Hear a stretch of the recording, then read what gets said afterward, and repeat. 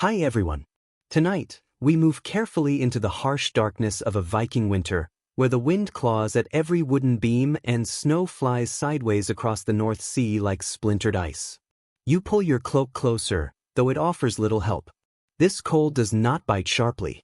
Instead, it settles in slowly, reaching bone, muscle, and thought with steady persistence.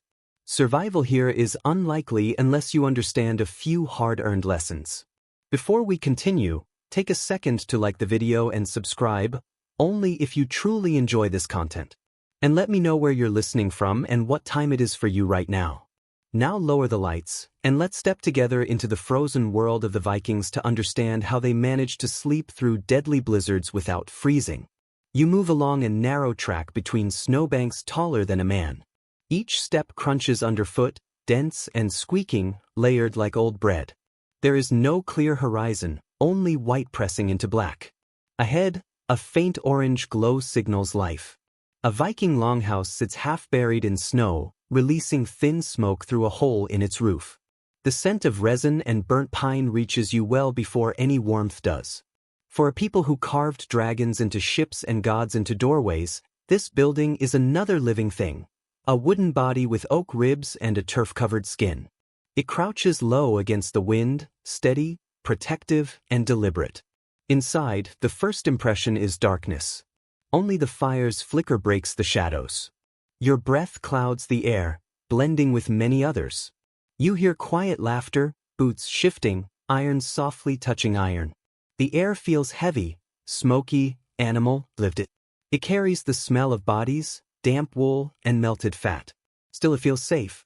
Safe enough to sleep, even as the world outside tries relentlessly to erase all warmth and life. These halls were never meant for comfort as we define it today. They were defenses against an uncaring environment.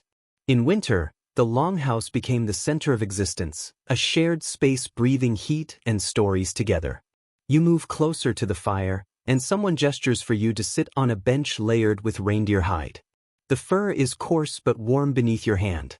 You begin to understand that survival here was not about defeating the cold, but about accepting it and shaping life around it until even ice had a role.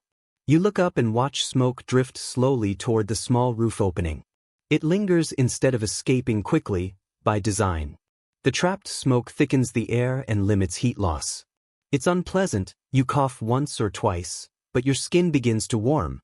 Scholars still debate whether Vikings understood insulation in a scientific sense or learned it through long trial and error. Either way, the outcome mattered more than the theory. The space holds its heat, turning even blizzards into distant background noise. Nearby, a woman hums quietly as she repairs a tunic. Her needle flashes in the firelight. You notice she has no shoes on. The room is warmer than expected.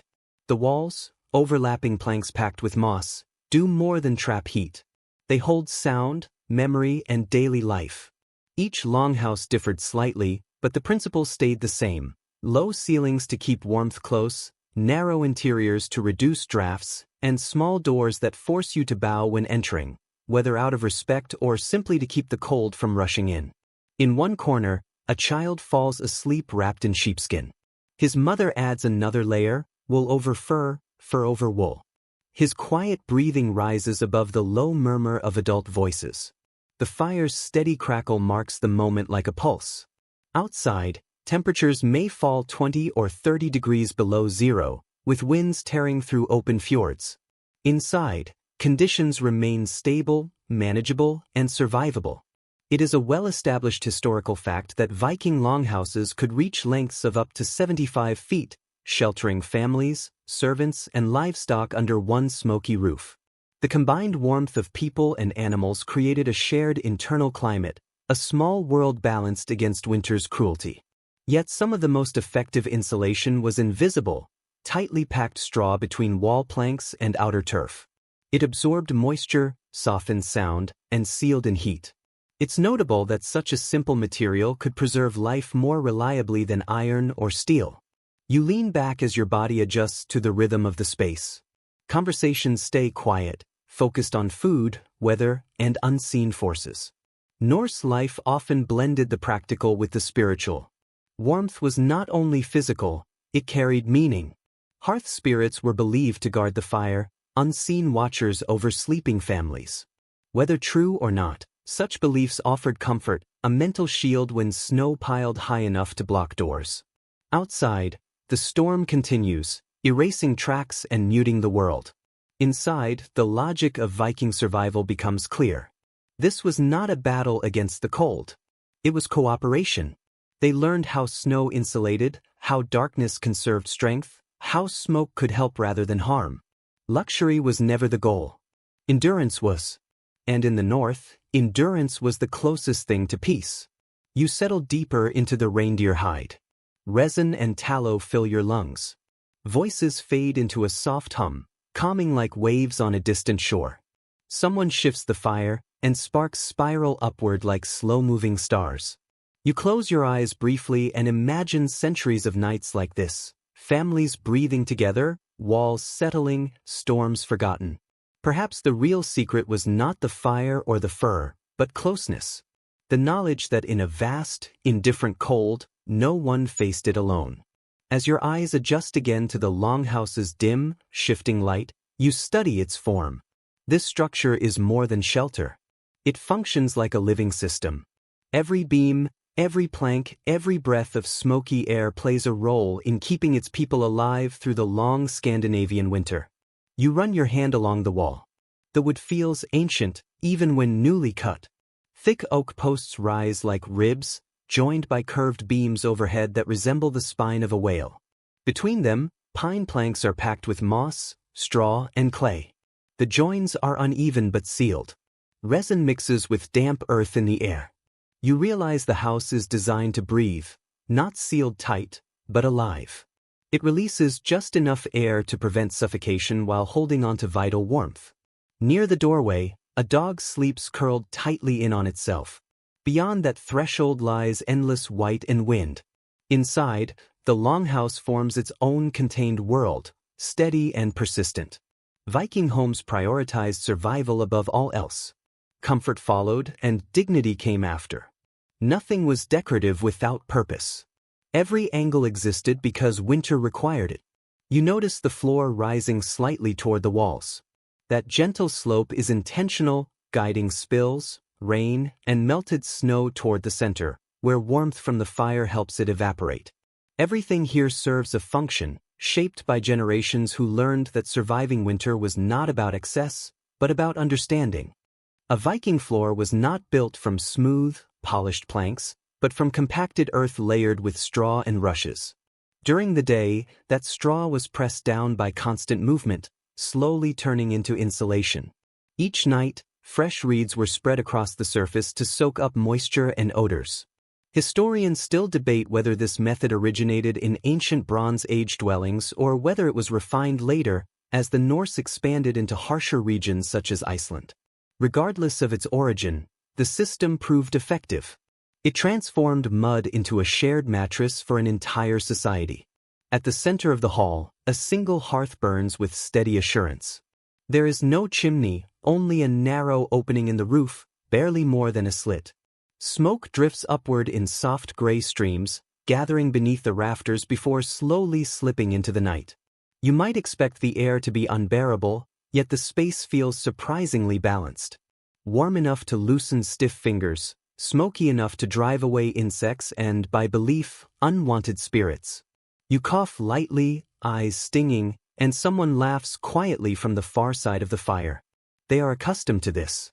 Smoke, after all, signaled survival. A well-established historical fact. Viking longhouses often carried thick layers of turf on their roofs, sometimes more than 2 feet deep. This turf was not decorative. It added insulation and an unexpected level of structural strength. As the ground froze and thawed, the turf expanded and contracted along with the building, sealing cracks that would otherwise allow cold air inside. From a distance, these houses blended into their surroundings, part earth, part human creation, appearing grown rather than constructed. They were shelters shaped by necessity and concealment. Near the far end of the hall, a man stirs the embers, and for a moment the fire flares, casting light across the sleeping platforms lining both walls. These platforms are made from timber boards raised just high enough to avoid the cold ground. Each one is covered in animal pelts: fox, sheep, bear, reindeer. Some are still damp from melting snow. The scent of hides fills the room, heavy and natural. You imagine resting there, wrapped in warmth from bodies and fur, listening to the fire crackle and the slow rhythm of breathing around you. The longhouse is never fully silent. It murmurs with creaking beams, shifting straw, muted snores, and the occasional cough. These small sounds weave together into a strange, comforting lullaby. You move toward the far end, where the air feels cooler and the space narrows. A row of low benches sits there, roughly carved but sturdy. A doorway hangs with a thick wool curtain. Beyond it lies the byre, the animal section. The light scent of hay and manure drifts through, more earthy than offensive. You realize something important. The animals are not kept there merely for convenience. They are part of the heating system. Their combined body warmth rises through the wooden partition, warming the sleeping space on the other side. Unusual, perhaps, but highly efficient. A woman passes, holding a small clay lamp whose flame flickers in the draft. She places it into a niche carved between the beams. The light reveals a small wooden horse carving, likely a symbol of Freyr, the god of fertility and harvest. Vikings did not separate the sacred from daily life. Their homes were places of survival where every bit of warmth and every spark of fire carried meaning. You brush against a hanging bundle of dried herbs, thyme and juniper. Their scent is faint but clean. These herbs served many roles: flavoring food, treating illness, and supporting the belief that pleasant air helped ward off disease. Scholars still debate whether Vikings understood germs in any practical way or simply followed observation and instinct. Yet as you breathe in that sharp, green note mixed with smoke and hide, you sense something deeply human, the desire to make life slightly better, even in harsh conditions. Outside, the wind rises again, howling like an animal searching for its lost kin. The walls answer with a low groan but hold firm. You think of the countless storms these houses endured, and of the people inside, gathered around the fire, sharing stories and laughter while snow buried the land beyond. The design did more than protect them. It created community.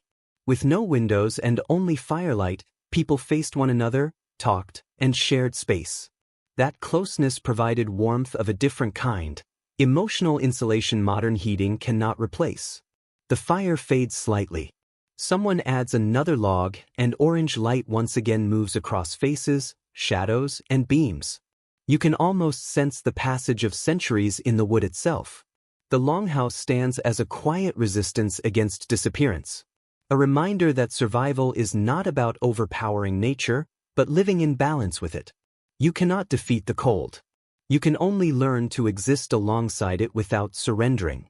As you rest against the rough plank wall, the storm feels distant, softened by layers of turf and moss. Heat from the hearth seeps into your body.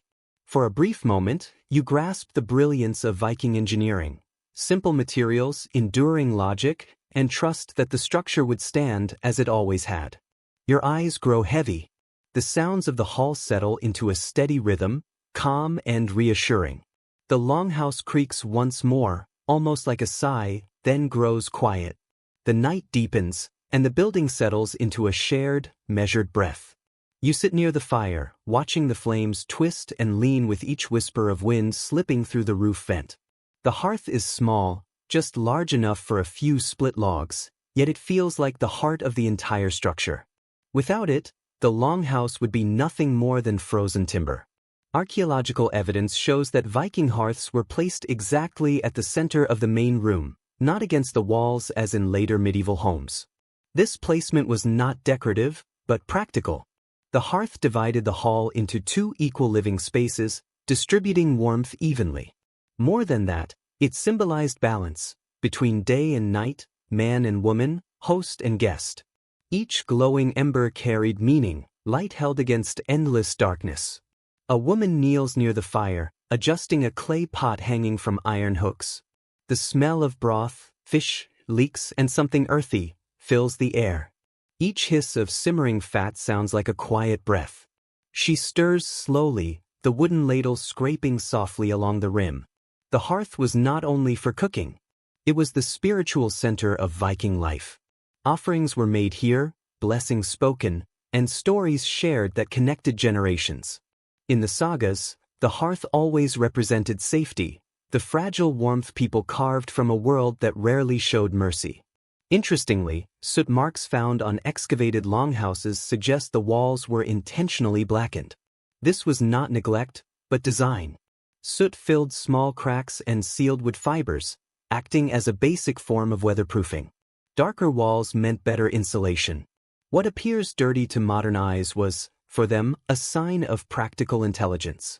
You edge closer to the flames, feeling heat brush your face. The fire burns calmly, not fiercely.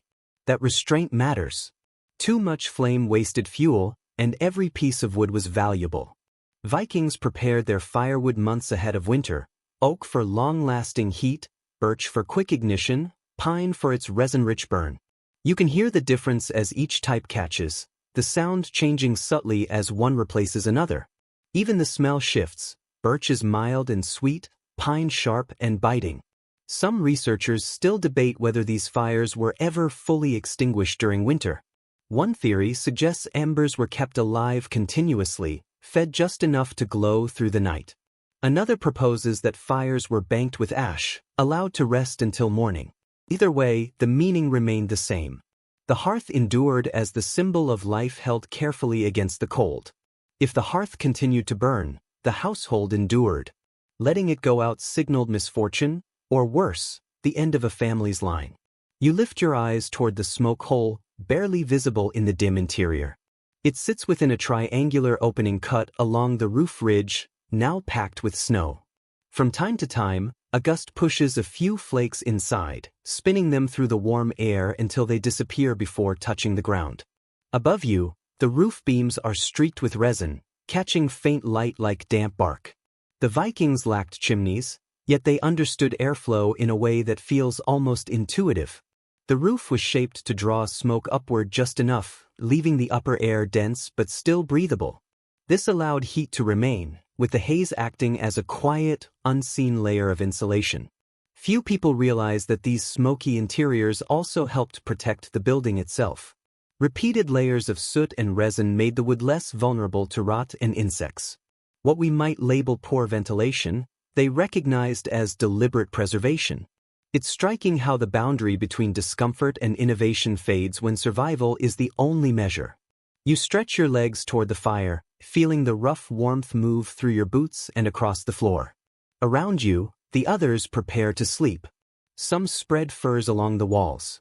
Others settle onto raised platforms. Children rest closest to the hearth. The elderly lie nearer the door, both choices rooted in practicality. Heat moved outward from the center, but so did risk. A stray spark could ignite fur, and someone always needed to watch for it. Sleep here was never careless. It was structured awareness. The firelight casts long shadows that move across faces and hides. You notice sweat glinting at a man's temple, the way light gathers along the curve of a woman's braid. There is dignity in their quiet stillness, a calm earned through seasons of repetition and hardship. This is not comfort. It is resilience taking the shape of peace. A low hum begins as someone starts to sing. The tune is slow, looping, ancient. It mirrors the rhythm of the fire. You don't know the words, but the feeling is clear: gratitude. Gratitude for warmth, for shelter, for surviving another night. Outside, the wind scrapes against the walls, but you no longer react to it. You sense what the Vikings must have trusted. A confidence in the structure around you, in human skill standing against harsh odds. Inside the hall, the storm becomes distant, almost unreal. By the fire, a woman ladles soup into bowls, passing them to those still awake. The flavor is plain, nearly bland. Yet after hours in the cold, it tastes rich. Salt stings your lips. Steam settles on your face. The warmth spreads into your body like liquid light. You understand then that the hearth was never only about heat. It meant food, connection, and continuity. Each bowl passed from hand to hand was a statement. We live, we share, we persist. Someone tosses a bundle of herbs into the coals. They crackle as thyme and juniper release a sharp, clean scent that cuts through the smoke. It feels purifying, almost ritual in nature. The woman smiles slightly, murmuring about keeping frost spirits away. Others nod as though this needs no explanation. In a world where winter could erase a settlement, superstition functioned as another kind of reasoning. The fire settles again, glowing steadily beneath its layer of ash. You lie back and let your gaze drift to the rafters. Smoke moves slowly between the beams, like a pale ghost. You breathe it in, chest heavy, limbs relaxed. The shared air feels reassuring. It smells of life sustained through compromise, a balance between light and shadow. As your eyes close, the longhouse exhales. Wood creaks softly, the storm whispers beyond the walls, and the hearth's final sparks blink like distant stars. In that space between sleep and waking, you realize each ember is a promise, quietly resisting oblivion. The storm pushes harder against the walls, but it barely registers now. Inside, the fire has softened into a core of red coals, steady and low. The air is thick, scented with smoke and animal warmth. You shift, your back against a wooden frame. A sleeping platform, solid and unexpectedly comfortable for something shaped by an axe centuries ago. Archaeological work in Norway and Denmark shows these platforms were usually made from timber planks and packed earth. Raised just above knee height, they stayed clear of the damp floor and caught rising heat from the central hearth. Each could hold several people, often entire families, lying shoulder to shoulder beneath layers of fur and wool. Rough beams line the edges to keep bedding in place, sometimes carved with knots or spirals, small marks of pride within a practical design. You run your fingers along the uneven grain of the wood.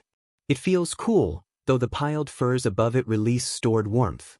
Reindeer hide, sheep fleece, fox pelt. Nearly every surface once belonged to something that moved, breathed, and endured the same cold now raging outside.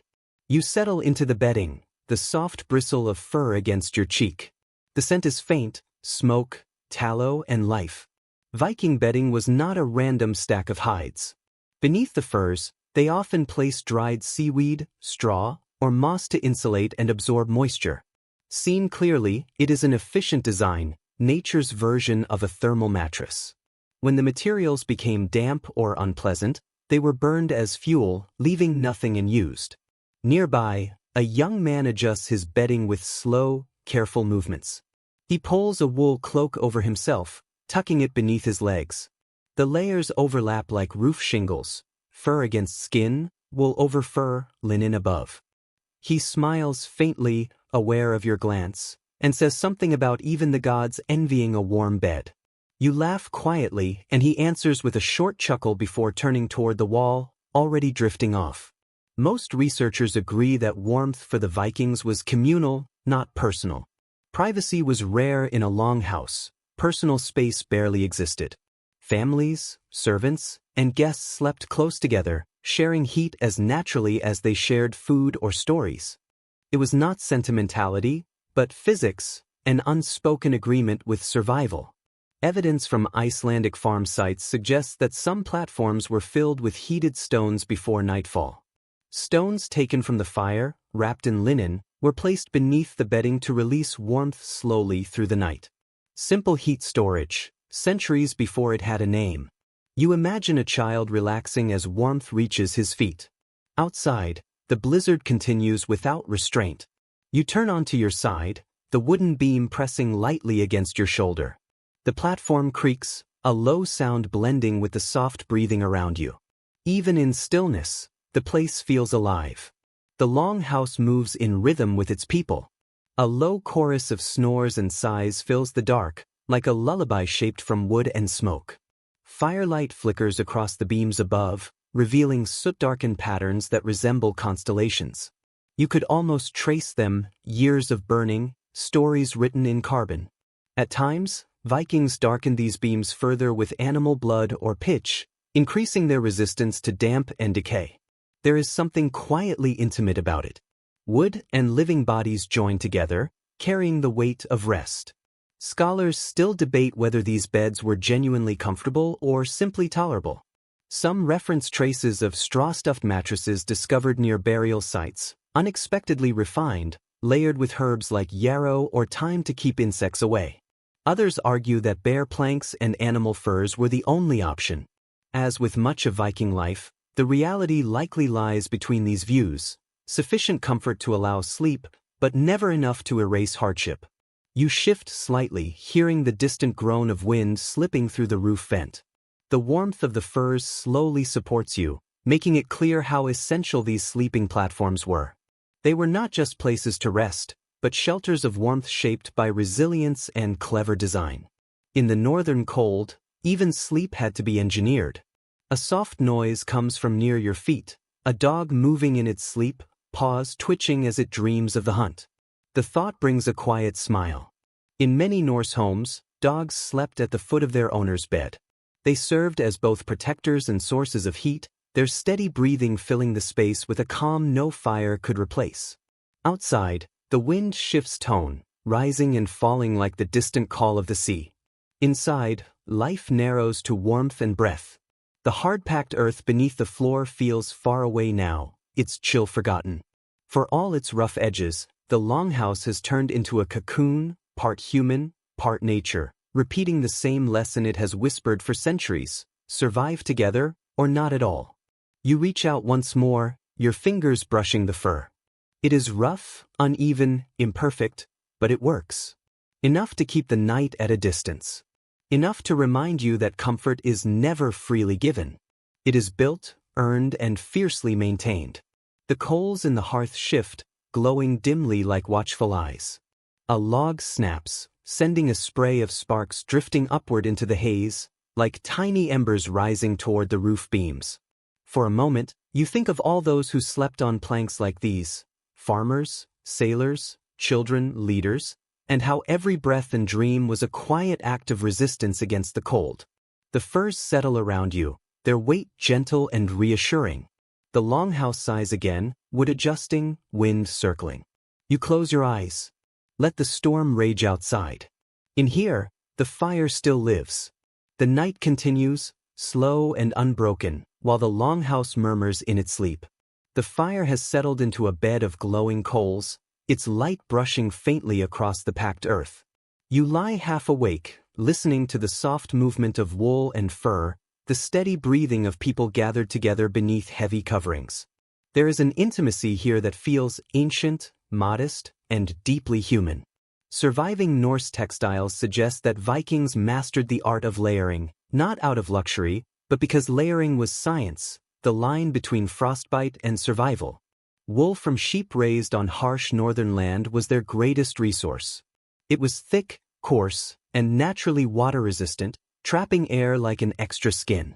Beneath it came linen, cooler, smoother, made from flax worked until it shone faintly like pale thread. Together, these layers formed what we might now call early climate control. You lift the edge of a wool blanket and let it fall back into place. It settles with a soft weight, carrying the faint scent of lanolin and smoke.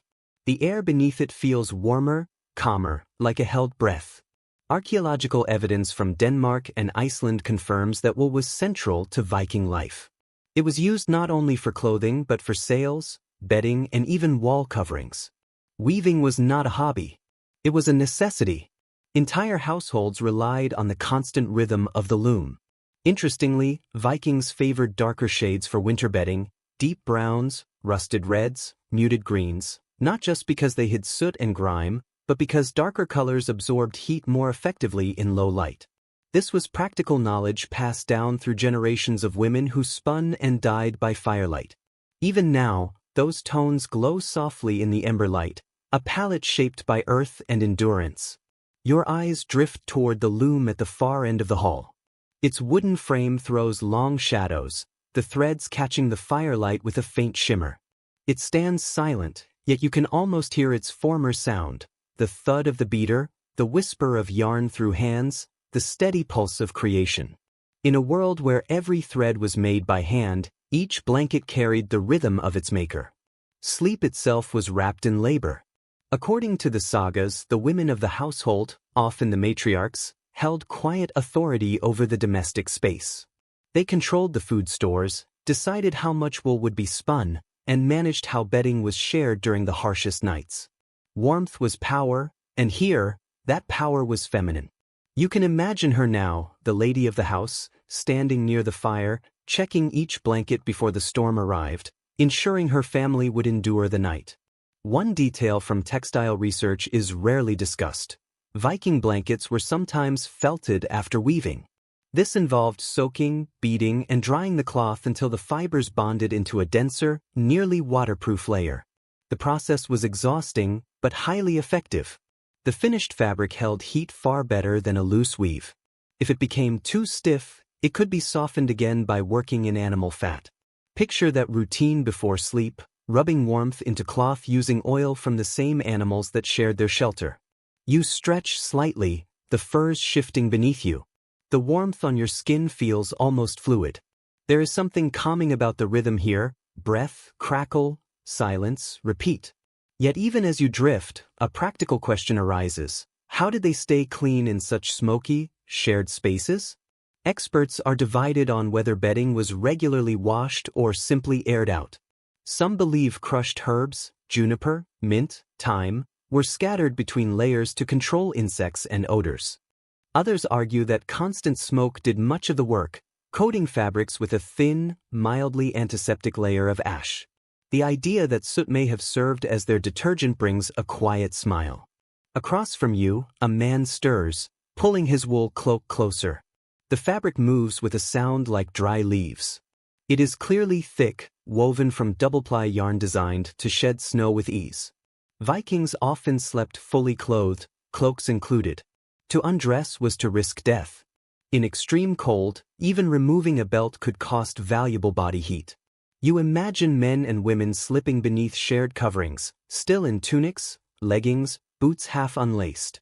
The boundary between waking and sleeping, dressed and undressed, faded under necessity.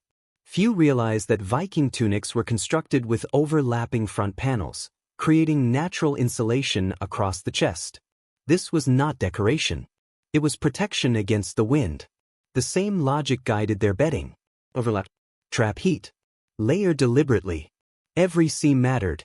Even weave density shifted with the seasons. Tight in winter, loose in summer.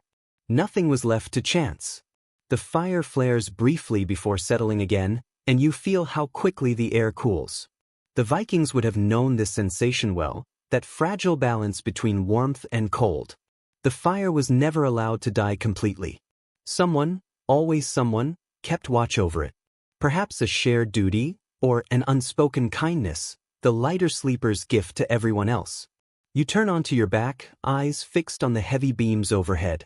Shadows move slowly across them, like calm waves, steady and absorbing. The scent of wool, fur, and pine tar fills the air, earthy, animal, alive. There is meaning carried in that smell. Warmth is not sterile. Safety is seldom clean. Survival often carries the scent of the animals and materials humans have lived alongside and learned to manage.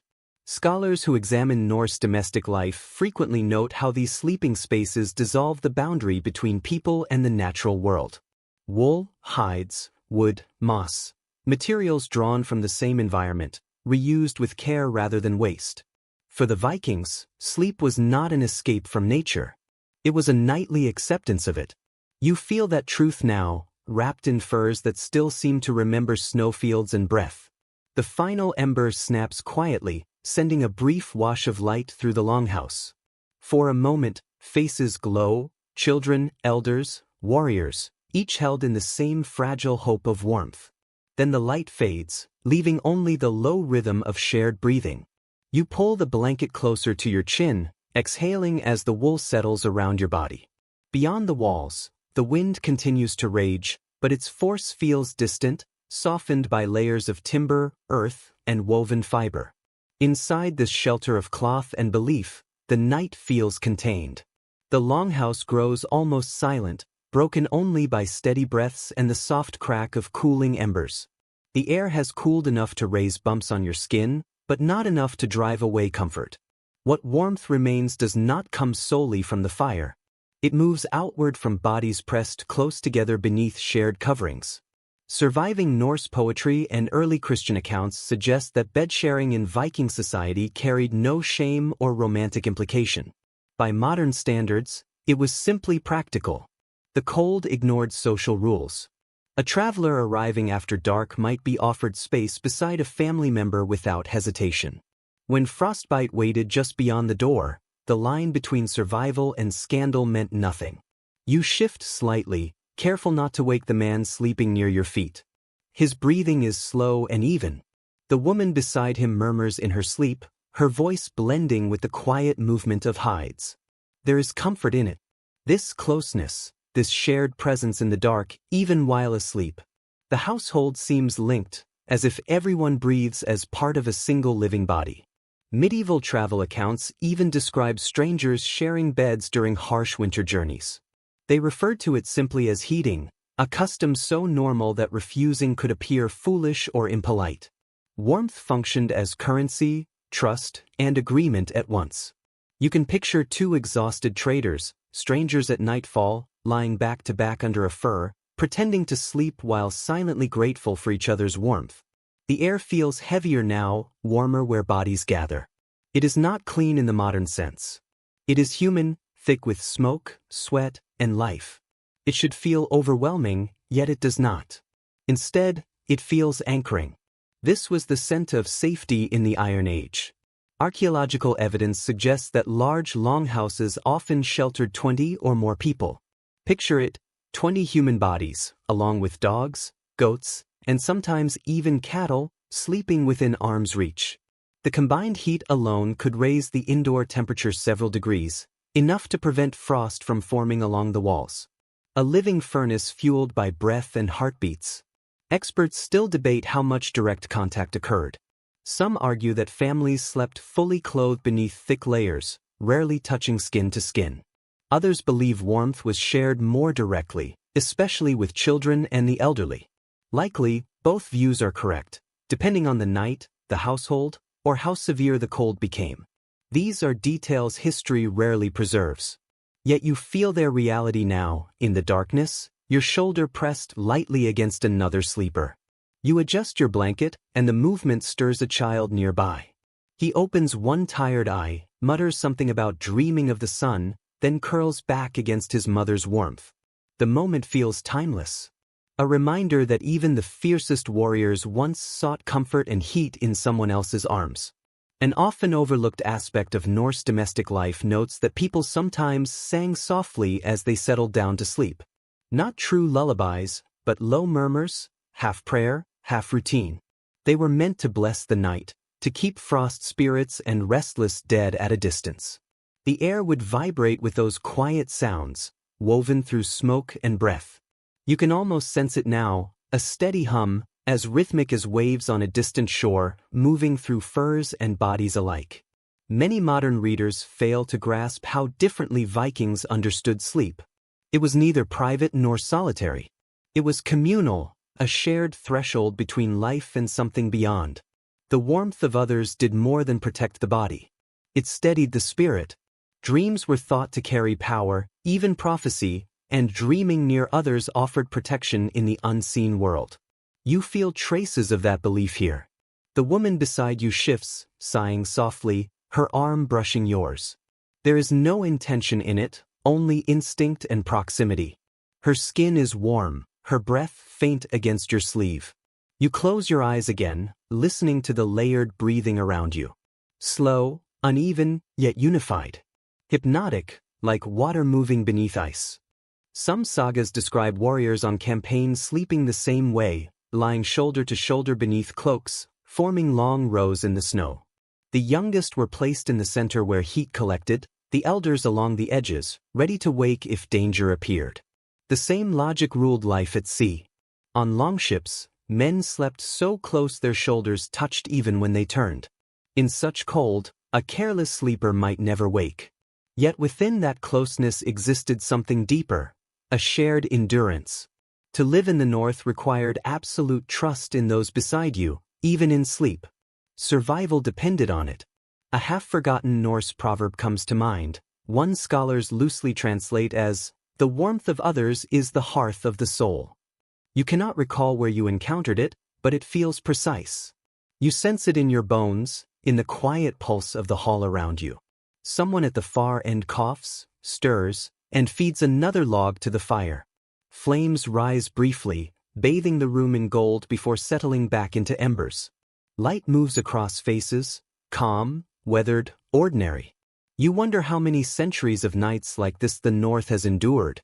How many storms were softened by the simple act of sleeping together. The fire murmurs, bodies breathe, and the storm outside seems less sharp. You understand then that the Vikings did not defeat the cold through force. They outmaneuvered it. Warmth was never a luxury. It was community. Every shared blanket, every pressed shoulder was a quiet refusal to surrender to the frost. The woman beside you murmurs again, caught between waking and sleep. You do not know her words, but the tone is gentle, perhaps grateful, perhaps simply at ease. You pull the blanket higher, close your eyes, and breathe with the hall, one steady presence in a house built to endure. Morning arrives slowly in the Viking North. Not with sunlight, the sky remains dark, but with a subtle lifting of the blackness above the longhouse roof. The air has cooled further. The fire is now a shallow bed of coals glowing beneath ash. You stir under the furs, stretch an arm, and touch something rough and warm. A sheep's side, perhaps. The animal releases a slow, drowsy snort, completely at ease. It takes a moment to understand that the animals never left. They have been there all night, just a few wooden planks away. The barrier separating people from livestock is little more than a waist-high wooden wall packed with straw. Surprisingly, the smell is not overwhelming. It is earthy and dense, carrying the scent of life rather than decay. Early medieval travelers wrote about these byres inside Viking longhouses, describing them as a key factor in surviving the northern winters. Cows, goats, and sheep were more than possessions. They functioned as sources of heat. Each animal produced enough warmth to raise the temperature of the hall by several degrees. With 10 or 15 animals, the blizzard outside became almost irrelevant. Evidence from Icelandic farm excavations shows that these byres were carefully planned, with sloped floors that guided liquid waste toward a pit outside the house. This simple but thoughtful design kept the air more breathable and lowered the risk of illness, an early form of sanitation long before plumbing existed. You sit up and notice a cow flick its ear in the firelight.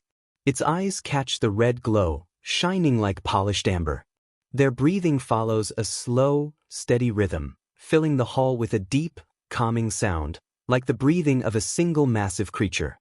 It becomes clear that this was the Vikings' true heating system, a living partnership between people and animals. Few realize how finely balanced that relationship was. Animals did not merely occupy the house, they shaped how it was built. Sleeping platforms for people were always raised above the animal floor, keeping them cleaner and allowing heat to rise naturally upward.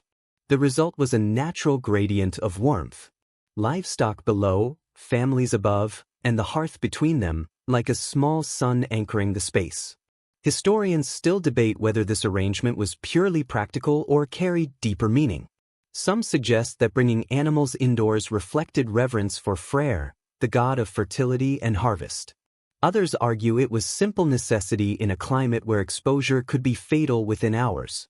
Most likely it was both. Viking culture often merged survival needs with symbolic meaning. You swing your legs over the edge of the platform and place your bare feet on the packed earth.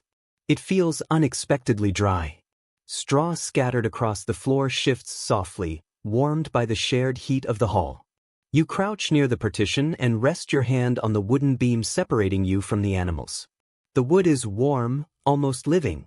Early Norse farm records show that families counted their animals not just by number or name, but by the warmth they provided.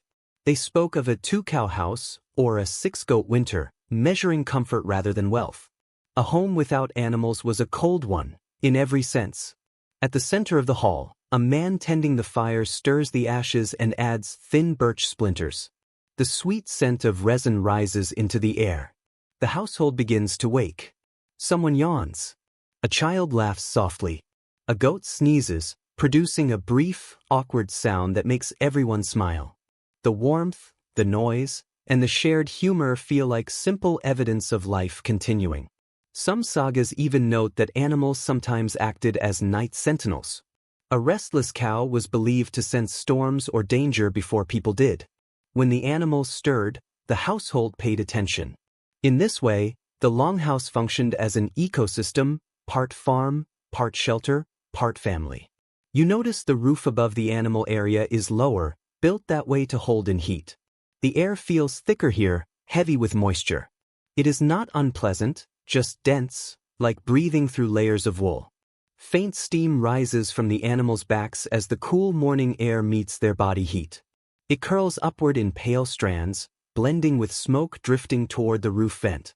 A lesser-known detail from Greenlandic settlements reveals that animal waste was sometimes used as fuel. When dried and mixed with peat, manure burned slowly and evenly. It lacked refinement, but it was effective. You imagine a farmer feeding the fire with fuel produced by the same animals that kept him warm at night. A closed system where nothing was wasted and everything served a purpose. The fire strengthens. The sharp, earthy smell of burning peat and hay spreads through the hall. Someone begins stirring a pot suspended over the flames. Breakfast. The faint scent of milk and barley porridge rises, mixing with smoke and livestock musk. These smells are inseparable. Food, fuel, shelter. To modern senses, the combination may seem harsh. To a Viking, it meant safety, stability, and warmth. Researchers still debate whether Viking homes were cleaner than commonly assumed. Smoke-filled air, straw bedding, and animal heat may have created a partially self-sterilizing environment. Parasites struggled to survive in smoke-saturated spaces, and ammonia from waste likely discouraged insects. What appears unpleasant may have been healthier than many stone castles of the same era. You look around as dawn approaches, a pale glow pressing against the door. The longhouse glows in soft amber light. Hooves shift against the packed floor. Children move quietly, laughing under their breath. You feel an unexpected affection for this life, a balance of hardship and care, necessity softened by shared presence. You crouch again and rest your forehead against the wooden partition. The wood carries faint traces of milk and resin.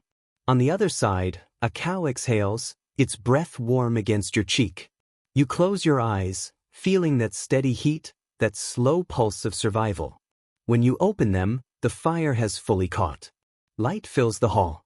The longhouse feels whole and alive, humans and animals, smoke and timber bound together beneath one roof against the snow beyond. In this balance, the quiet ingenuity of the Viking mind becomes clear, turning necessity into cooperation and warmth into something living. As the fire brightens and the day begins to stir, the air inside the longhouse settles into its familiar haze. Blue-gray smoke drifts beneath the rafters, softening edges and shadows. You stretch, cough lightly, and feel soot catch in your throat. It is uncomfortable, but it feels appropriate. Smoke belongs here, as essential as bread or breath.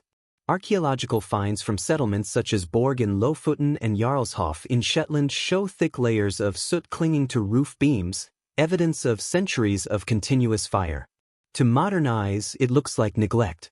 To the people who lived here, it was insulation.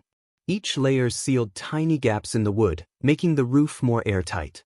Every winter added another smoky layer, preserving precious heat. You stand and move toward the central hearth. Beneath a crust of gray ash, the coals still glow. A woman kneels beside them and blows gently through a hollow reed.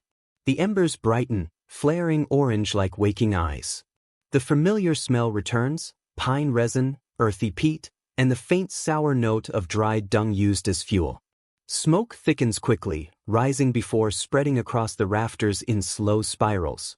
Few people today understand how intentionally smoky these halls were kept. Modern thinking demands ventilation, but Viking experience valued balance. Too much smoke lost heat. Too little release poisoned the air. Managing that balance was a skill passed down through generations, learned by feel rather than calculation. You sense it now. Close to the fire, heat builds quickly. Stand upright and the smoke burns your eyes. Somewhere between those extremes lies comfort.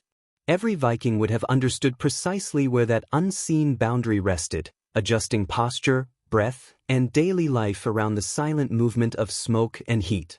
An old Norse saying, preserved in a 13th century manuscript, captures this idea clearly: smoke in the eyes is better than frost in the bones. The meaning is straightforward. The longhouse was never designed for comfort in the modern sense. It existed for endurance. Within this careful balance of discomfort, the Vikings discovered warmth where others might have felt suffocated. You lift your eyes toward the opening in the roof. A pale beam of light cuts down through the haze, turning the smoke into something like flowing silver. Snow has gathered around the vent, forming a thin ring of ice. Whenever the fire flares, a small cloud of smoke slips out, curling into the cold morning air before vanishing. It's strangely absorbing, like watching the house itself breathe. Researchers examining preserved soot layers in Iceland have found an unexpected detail. Mixed into the carbon were traces of plant oils and animal fats. This suggests Vikings may have rubbed fat onto roof beams, not only to seal or darken them, but to help soot cling more effectively. The idea is simple but striking: greasing the ceiling to hold smoke, all to preserve warmth. Practical, messy. You inhale again. The smoke irritates your throat but carries heat deep into your chest. There's a subtle comfort in it. The scent settles into hair and clothing, becoming part of you. By smell alone, you could tell who slept inside and who remained outdoors. Indoors carried notes of pine resin, ash, wood, and earth. Outside smelled only of snow and wind. Inside smelled of survival. Modern historians still argue over how ventilation worked in large halls. With no chimneys or windows, smoke escaped mainly through the roof opening and the open doorway. Some theories suggest additional vents near the gables. Others propose that the roof itself was built to flex slightly during storms, drawing air through tiny gaps. However it functioned, it was effective. These homes did not fail under smoke. They adapted to it. A lesser-known account from 19th century ethnographers studying Icelandic turf houses, direct descendants of Viking architecture, notes something curious. When chimneys were later added, some residents said they missed the smoke. It was believed to keep spirits away. Blackened ceilings felt protective, even sacred. Smoke was more than heat. It was presence, a boundary between hearth and cold emptiness. A woman tending the fire hums quietly, her face lit by the glow. Smoke coils around her in thin strands, catching the light as it rises. She coughs, rubs her eyes, then smiles. There is no frustration in it. The discomfort is familiar and accepted. It's easy to imagine generations before her offering silent approval from the rafters. Around the hall, some people remain wrapped in furs while others rise to begin their work. Their movements are slow, deliberate, and untroubled by the haze that would overwhelm modern lungs. Children sit near the hearth, playing with small wooden figures, squinting through the smoke without complaint. It's surprising how quickly you've adjusted. What once burned your lungs now feels calming. According to environmental archaeologists, the smoke offered another advantage: preservation. Meat hung high above the fire dried and cured naturally, becoming an early form of smoked storage. The ceiling was not merely a roof.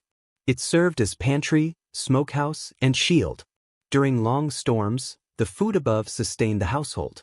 Every detail mattered. Every trace of smoke served a purpose. You step toward the door and lift the heavy wooden latch. A sharp blast of wind surges inside, pushing the smoke outward. The sudden clarity stings your eyes, but the cold that follows is far worse, harsh and unforgiving.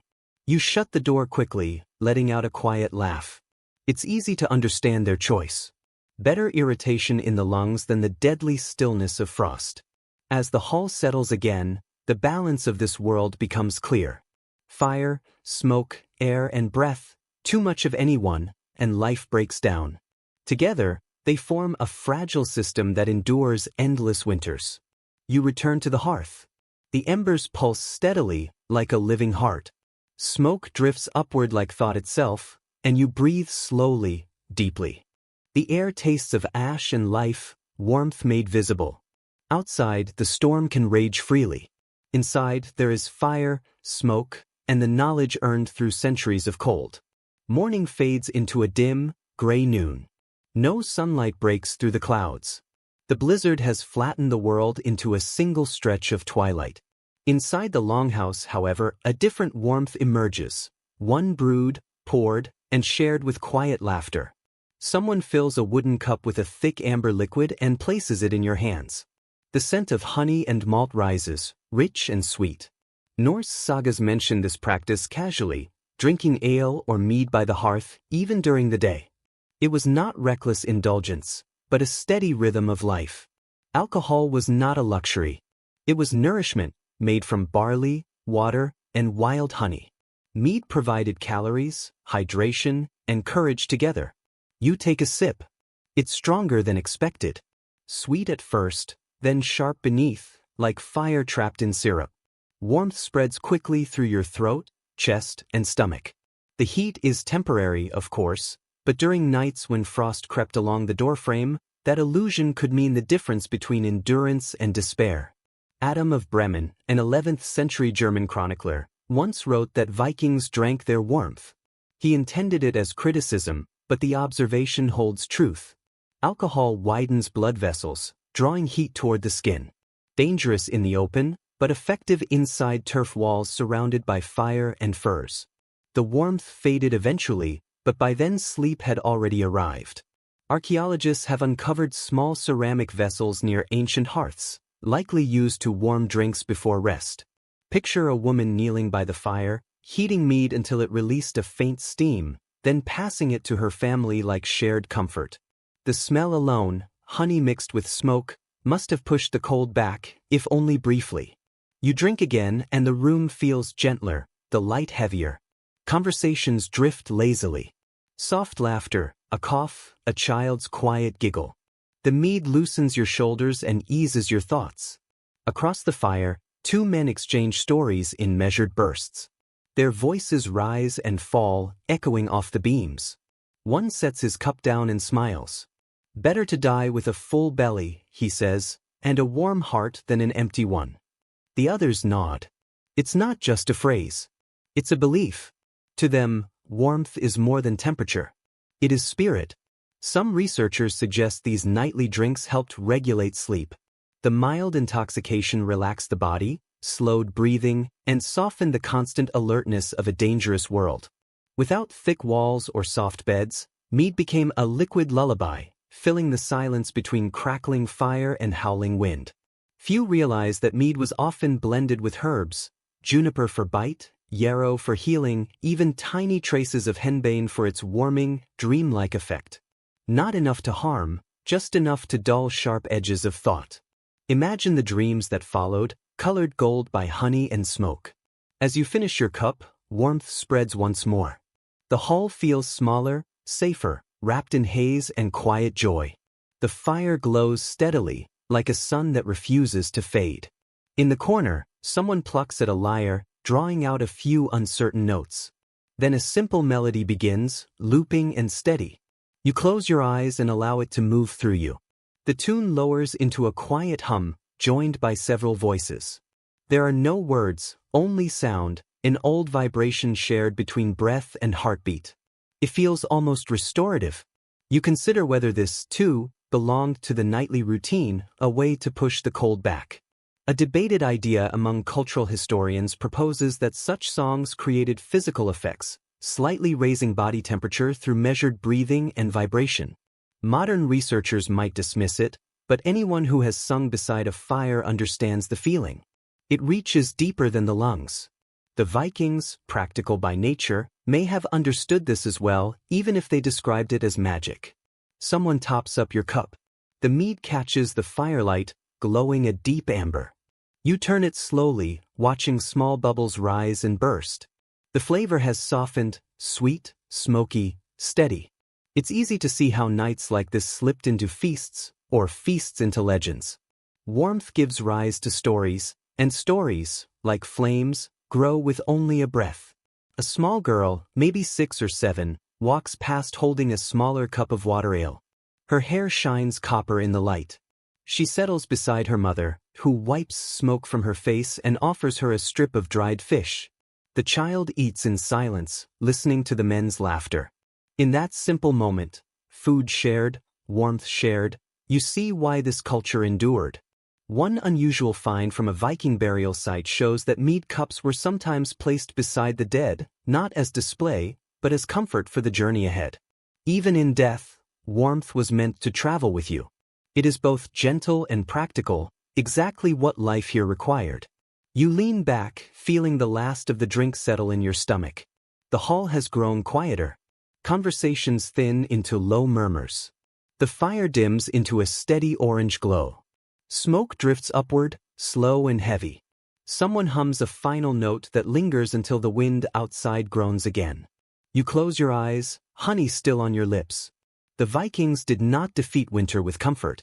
They survived it through rituals like this. A shared cup, a shared story, a brief laugh standing against endless dark. You can still sense that resistance, faint but present in the smoky air. You raise your cup once more in quiet respect, to fire, to honey, to breath steaming in the cold. Then you drink. The warmth of the mead settles into a soft hum beneath your skin. The hall returns to its quiet rhythm. Low murmurs, the shift of furs, the sigh of someone turning in sleep. Outside, the storm shows no mercy, the wind scraping at the wooden walls like an unwelcome guest. Inside, the fire glows dimly through a layer of ash, casting just enough light to paint faces in gold and shadow. You pull your wool cloak closer and notice something. No one has fully undressed. Even in sleep, their clothing stays layered and close, cloaks wrapped like cocoons. Textile fragments preserved in Icelandic peat bogs suggest Vikings often slept fully clothed in winter, sometimes even keeping boots and belts on. This wasn't carelessness, it was sense. Once you stripped down, the cold claimed your skin, and regaining that warmth could take hours. You look across the fire at a man nearly buried in pelts. He wears a thick felted wool tunic and trousers tied at the ankles with leather strips. His cloak is fastened with a plain iron brooch at the shoulder, the cloth rough but tightly woven. He appears ready to rise into battle or step into a snowstorm at any moment. Interestingly, some Norse sagas briefly mention this habit, describing warriors who slept in their armor of wool. The phrase sounds poetic until you realize it is nearly literal. Wool was their defense against night. Its spring-like fibers trapped warm air near the skin. Even when damp, it held heat. Linen may have been finer, but wool was the reliable one, coarse, stubborn, dependable. You draw your own cloak tighter and feel its weight, rough yet reassuring. There's a pattern to how the fibers meet the skin, soft one way, coarse the other, almost alive. Beneath it, your tunic rests lightly, carrying a faint scent of smoke. The layers are warm, but more than that, they steady you. It's as if the clothing remembers the hands that spun it, the sheep that grew it, the fires that set its color. Excavations at Swedish farmsteads have uncovered wool garments strengthened with leather patches at elbows, knees, and chest. These were not decoration, but survival tools made to last. Vikings understood that once heat escaped, it was nearly impossible to reclaim. Every stitch mattered. They even tightened weaves near openings to block wind, an early form of thermal cuffs. Scholars still debate whether these clothes were ever fully removed at night. Some accounts suggest only the outer cloak was taken off, folded, and used as a pillow. Others argue they slept exactly as they lived, dressed for cold and ready for morning. Either way, the line between waking and resting was thin. Sleep was not about comfort. It was about protecting the warmth you had earned during the day. You look at your hands. The skin is dry, cracked at the knuckles. But you notice something else. The air inside never freezes solid like it does outdoors. Heat from fire, breath, and clothing overlaps, creating a careful balance, not warm enough to sweat, not cold enough to shake. A lesser-known custom noted in early Scandinavian homes mentions that outer garments were often hung from poles above the hearth overnight. Smoke cured the fabric, coating it with soot and resin, making it more resistant to wind over time. What we might call dirt, they considered protection. The darker the cloak, the better it worked in snow. You shift slightly, the furs beneath you whispering. Beside you, a woman adjusts her son's cloak, pulling it snug beneath his chin. The boy mutters something unclear and slips back into sleep. You watch her hands, rough, cracked, yet remarkably gentle.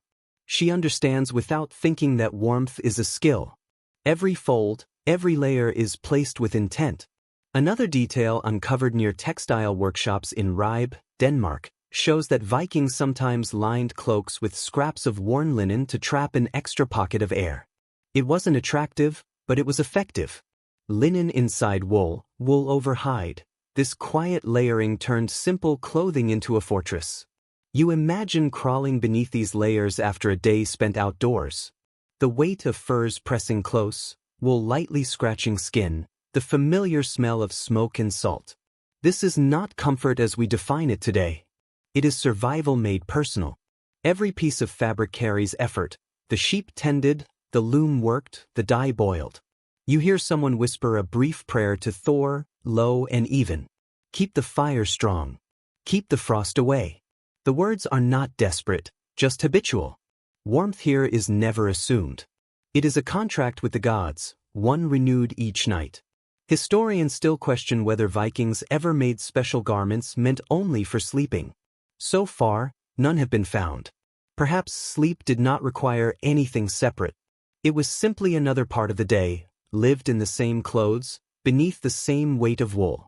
You stretch your legs, feeling the day's cold still lodged in your muscles. The cloak moves with you, settling over your shoulders like a quiet shadow. The air holds a light whisper of fabric, the sound of people turning quietly in their sleep. It forms a steady, gentle rhythm. The fire cracks once, releasing a small spark that falls harmlessly onto the packed earth. You watch it dim, glowing briefly like the final watchful eye of a resting dragon. A calm settles in, the kind found only in deep winter, when even the wind beyond the walls seems weary of itself. You inhale slowly. The wool carries a faint scent of lanolin, clean and earthy. It feels active, shielding. You begin to see why it was never set aside. Warmth was not something temporary. It was worn, lived with, absorbed into daily life. As your eyes close, the layers rest lightly against your chest and legs. Each one stands as a quiet assurance against the cold. You think of countless generations who slept like this before, wrapped in smoke, wool, and belief, sharing the same darkness, the same fire, the same steady breathing beneath fur. Outside, the storm rises again. Inside, warmth holds on not through luxury, but through skill. The wind has not weakened. It circles outside like a searching animal, brushing the wooden walls with dull pressure. Yet within, you feel unexpectedly secure. The longhouse breathes evenly. The fire murmurs beneath its layer of ash, and the air, though heavy with smoke, feels alive. You stand carefully, drawn by curiosity about what lies beyond the timber walls. When you pull the door open, the cold strikes immediately, sharp and startling. You step into the snow.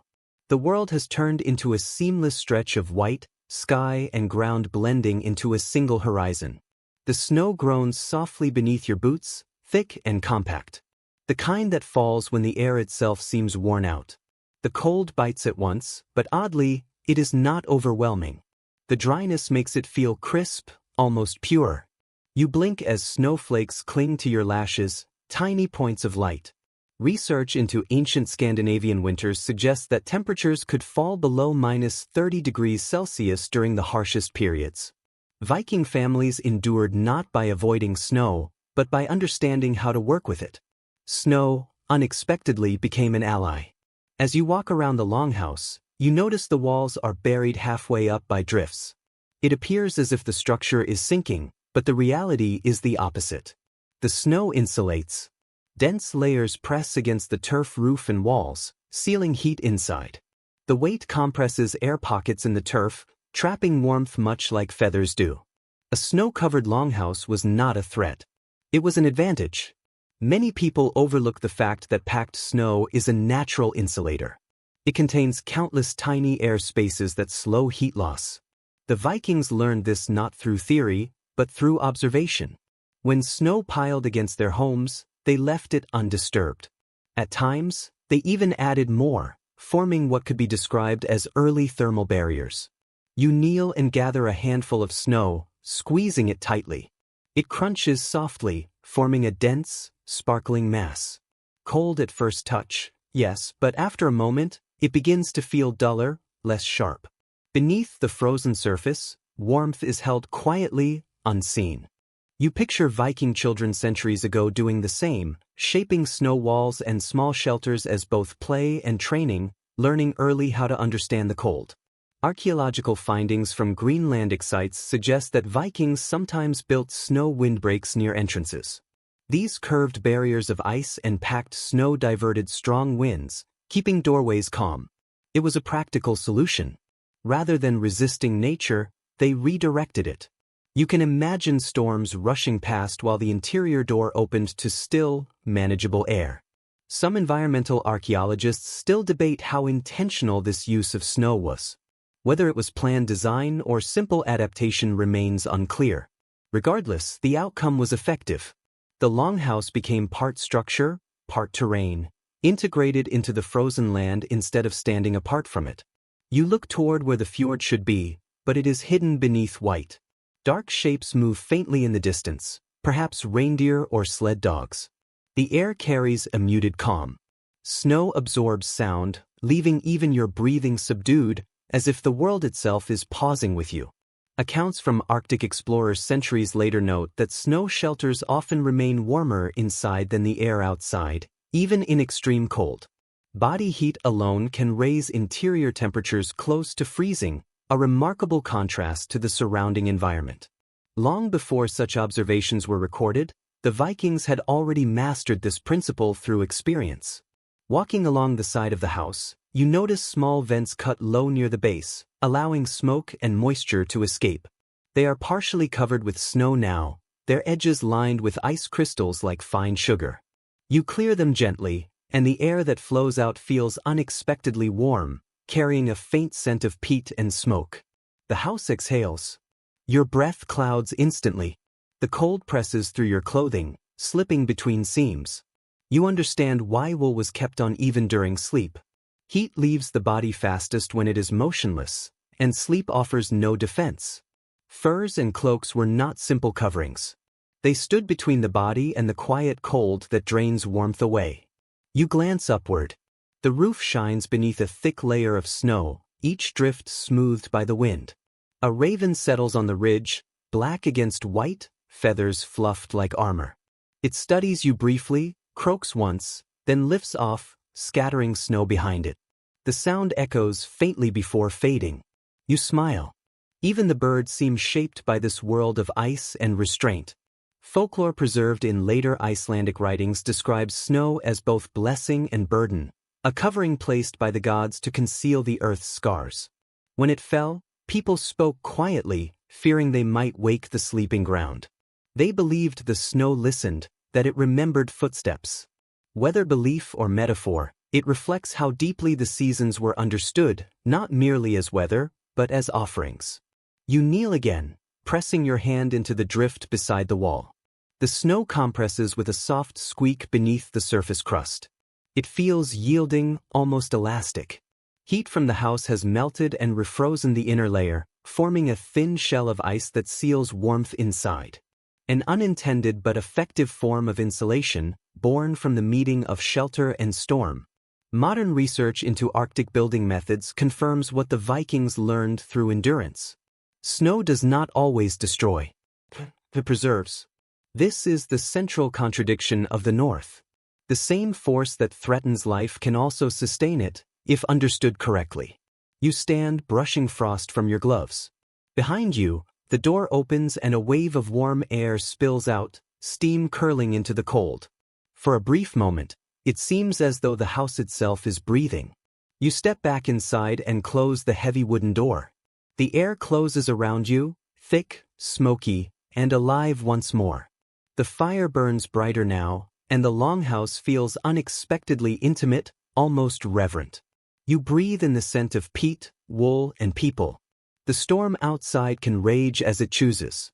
It has become just another layer over the world. You realize the Vikings did more than endure winter. They worked with it, allowing snow itself to become part of their shelter. In their world, even ice served a purpose. You settle beside the hearth again, brushing the remaining snow from your cloak. Warmth returns gradually, like trust regained.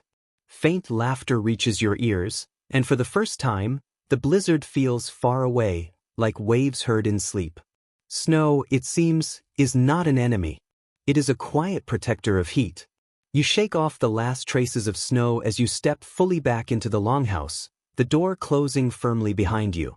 The change is immediate, from biting cold to dense, smoky warmth that clings to your hair and skin. The contrast is almost disorienting. You draw a slow breath, and the air carries the scent of wood ash, peat, and something faintly metallic, perhaps iron from the tools resting near the wall. Archaeological excavations in Iceland and the Faroe Islands show that Viking homes were never placed directly on bare ground. Beneath the visible timbers and walls existed a concealed system of turf, layers of cut sod stacked like bricks, thick enough to quiet the wind and hold every trace of warmth. From the outside, these houses appeared as low mounds rising from frozen soil. Inside, they felt like caves lined with living green. The turf roof was not an afterthought. It was the primary shield. You crouch near the wall and run your fingers along the seams where wood meets earth. The moss filling the gaps is cool yet flexible, like damp felt. It smells of soil and pine. Even after centuries, the design feels remarkably complete. Timber provided the frame, turf provided the insulation. The house was partly buried, partly grown. Notably, some turf homes endured for hundreds of years after their builders vanished. Excavations reveal that the grass continued to grow, tightening its grip over time, as if the land itself resisted erasing the human forms shaped into it. Few modern materials show that kind of persistence. You stand, brushing your hands, and move toward a darker section of the hall where the air feels cooler. A narrow passage slopes downward more sharply than expected. You crouch and follow it. The scent shifts, damper, more mineral, like a cellar.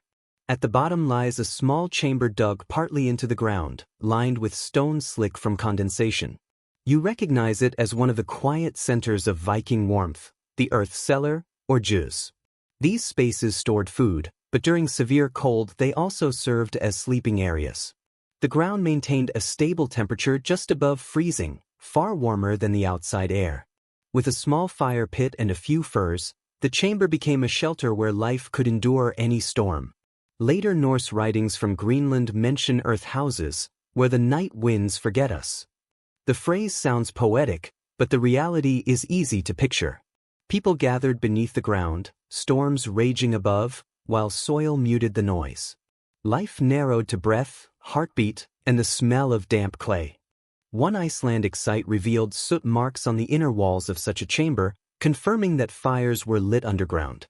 Risky and smoky, yes, but workable due to narrow air shafts cut through the turf roof. Warm air naturally rose, allowing even small vents to draw smoke upward and keep the space usable. Some archaeologists still debate whether these chambers were built specifically for winter sleeping or adapted from storage rooms. The evidence overlaps, ash in one corner, grain in another, fragments of lamps, but the pattern is convincing. When cold became unbearable, people retreated into the earth, much like animals in hibernation. There is something admirable in that restraint.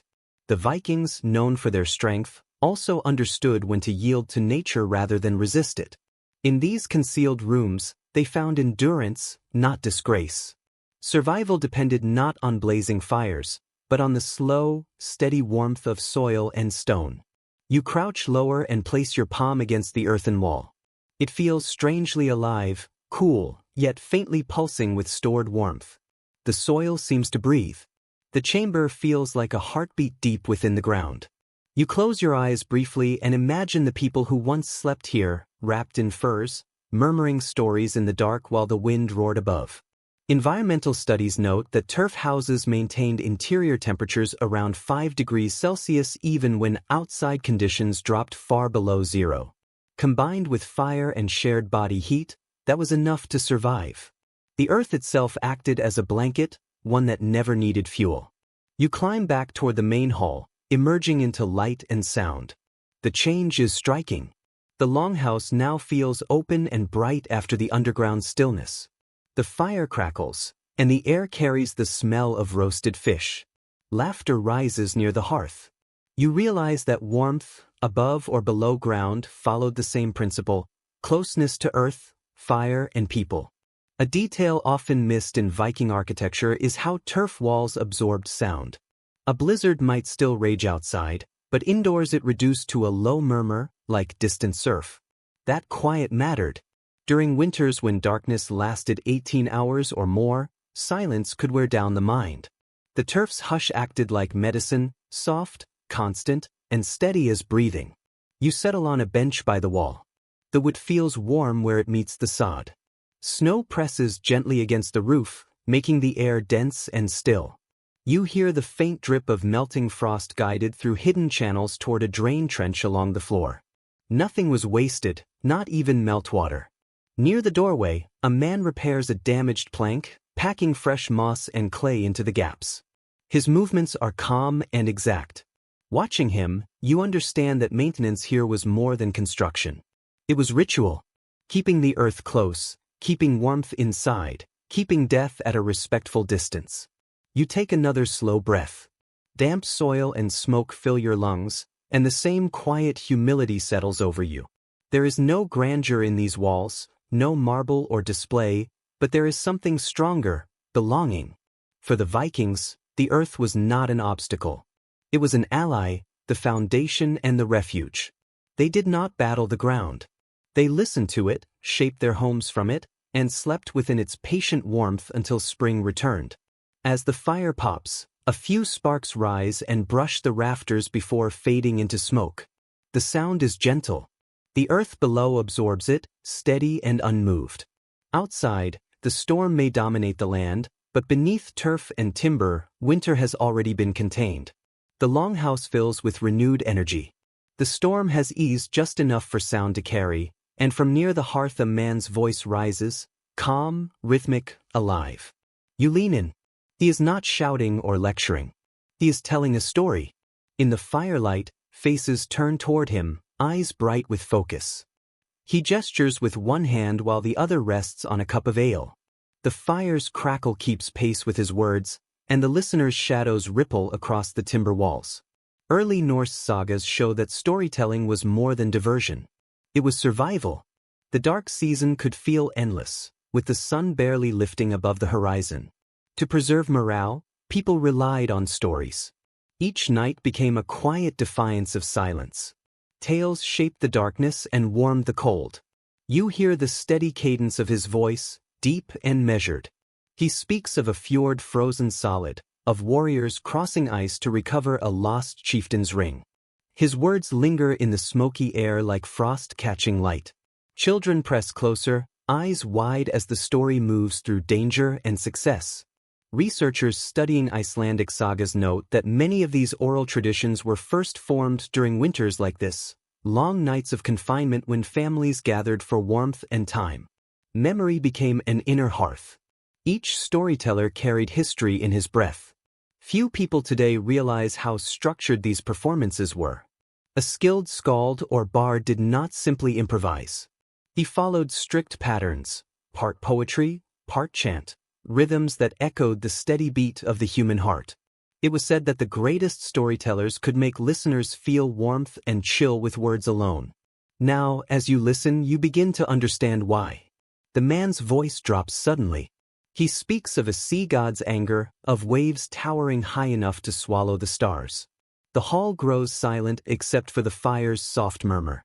The air feels heavier, every ear strains toward him. Then he pauses, perfectly timed, letting tension build, before laughing and breaking the spell.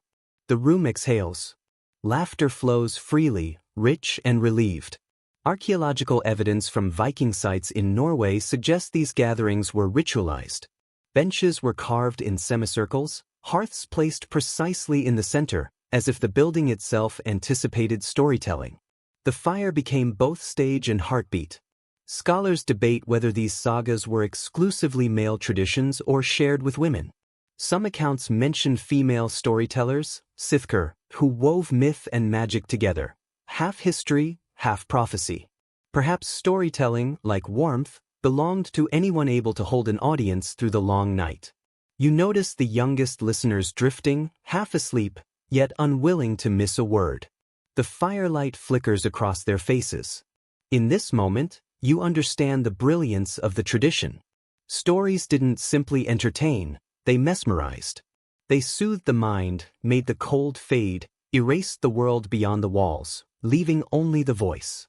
The man now speaks of a wolf as long as a ship, its breath freezing the sea as it howls. The wind outside seems to echo the myth. For a moment, the firelight flickers oddly, and even the adults shift uneasily. Then someone adds a log, shadows retreat, and laughter returns. Modern linguists note an unexpected insight. The rhythm of these tales generated physical warmth. Reciting verse required breath control, steady exhalation, and constant vibration, small actions that actually raised body temperature. In effect, storytelling literally kept people warm. The Vikings, perhaps unknowingly, had discovered how to heat their nights with words. You sip the last of your drink, feeling that warmth echo inside. The storyteller moves toward hope now, speaking of spring's first thaw, rivers breaking free, valleys turning green. Faces soften. For a moment, everyone sees it, sunlight glinting on water. Even a spoken spring can warm the soul. His voice slows, lower and quieter. The tale ends not in triumph, but reflection. A warrior returns home, older and wiser, laying his sword by the hearth. A hush follows, almost sacred. Then a soft murmur of approval, a gentle clap. Looking around, you see faces not just entertained, but renewed. The story has passed through them like fire, intangible yet real. The same pattern repeats across generations. Work, eat, tell, sleep. Survival's rhythm softened by imagination. An old Norse custom marked the end of a story with a toast, till Hatherthur's Eldinum, honoring the fire. You hear it faintly now as a man raises his cup. To the fire, he says, and all echo him, voices blending with the crackle. Fitting, you think. The hearth gives heat, stories give flame to the mind. Without both, the night would win. The storyteller leans back, his task complete. Another log sparks upward like tiny stars. Children finally surrender to sleep, dreaming of wolves, fjords, and gold. Adults whisper softly, content. Outside, the wind fades to a distant sigh. Inside, the hall glows warmly, more alive than ever. Closing your eyes, you listen to the story's last echoes, lingering like heat that refuses to leave. In the frozen north, words were as essential as fire. Each tale told was another spark against the dark. The hall quiets, its walls echoing the rhythm of the tale. Only the fire speaks now, soft, steady, crackling like applause. You stretch toward the warmth, sinking deeper into the fur. Smoke curls lazily upward, blending the sacred with the ordinary. Ritual and daily life intertwine seamlessly. Archaeology and Norse texts suggest longhouse nights had their own ceremonies. Vikings didn't pray as we do. Every small act, adding a log, adjusting a blanket, sharing a cup of mead, was a quiet conversation with unseen spirits. They believed each home had a guardian, a vat, watching over hearth and family. Before sleep, they whispered thanks, asking the spirit to keep warmth until dawn. That habit lingers, a hush falling as chores end and cold presses close. A woman by the hearth sprinkles ale into the flames, murmuring softly. The fire hisses, she nods. Everyone relaxes as if the pact with the spirit is renewed. Early Christian missionaries observed, half in awe, half in frustration, that Norse families prayed to their walls, acknowledging the spirits of wood and stone, the invisible warmth sustaining survival. Even the longhouse layout reflected belief. The central hearth was practical but sacred, aligned along the home's spiritual axis, marking human and divine. Sparks rising into the smoke hole were messages to the gods. In some homes, bread or fat was offered at the fire's edge for luck and health. You can almost hear those rituals, woven into daily life, as natural as breathing. Scholars debate whether Vikings saw warmth as divine. Some call it metaphorical, a poetic form of protection and love. Others suggest heat, light, and flame were living expressions of the gods. In Norse creation, the world began when ice met fire. Perhaps every hearth echoed that first cosmic spark. The fire brightens as a log catches, casting light on beams etched with spirals, runes, and animals. These carvings weren't mere decoration, they were wards, inviting good fortune and repelling cold spirits. A line from the Havamal comes to mind: "Fire is the best gift for the cold traveler." Not just advice, it's theology. Fire was divine generosity made visible. Sharing warmth honored the gods. Watching a man adjust the logs feels sacred. Burial mounds reveal that small hearthstones, blackened from use, were sometimes placed beside the dead. Wealth was not carried into the afterlife, warmth was. This shows how deeply Vikings revered heat. It wasn't comfort, it was eternity. The woman who poured ale now traces a rune on the soot-dark wall. You can't tell which, but likely for protection. Her movement is slow, almost sleepy, as if writing warmth itself into wood. You wonder if the spirits she addresses still linger, humming faintly in the timbers. The hall quiets further. One by one, people settle. Someone hums softly, no words, just sound. A baby fusses, then falls silent, lulled by the fire's rhythmic crackle. The air is thick with calm. Beneath it, though, there's a sense of reverence, a quiet understanding that warmth is fragile and must be protected by both hands and heart. You think of the gods who shaped this land: Thor, the steadfast protector; Freyr, the giver of harvest and fertility; and Bragi, god of poetry, whose voice ignited minds much as fire warmed bodies. For these people, divinity wasn't distant. It existed right here, between ember and breath. Even the smoke that clouded their vision reminded them of the delicate, shifting boundary between worlds. Some historians argue that this closeness between faith and daily life helped Vikings endure harsh winters. Religion wasn't confined to temples, it was woven into every action. Feeding the fire, tending animals, layering hides, all reflected ancient pacts between humans and nature. In this world, warmth was gratitude in motion.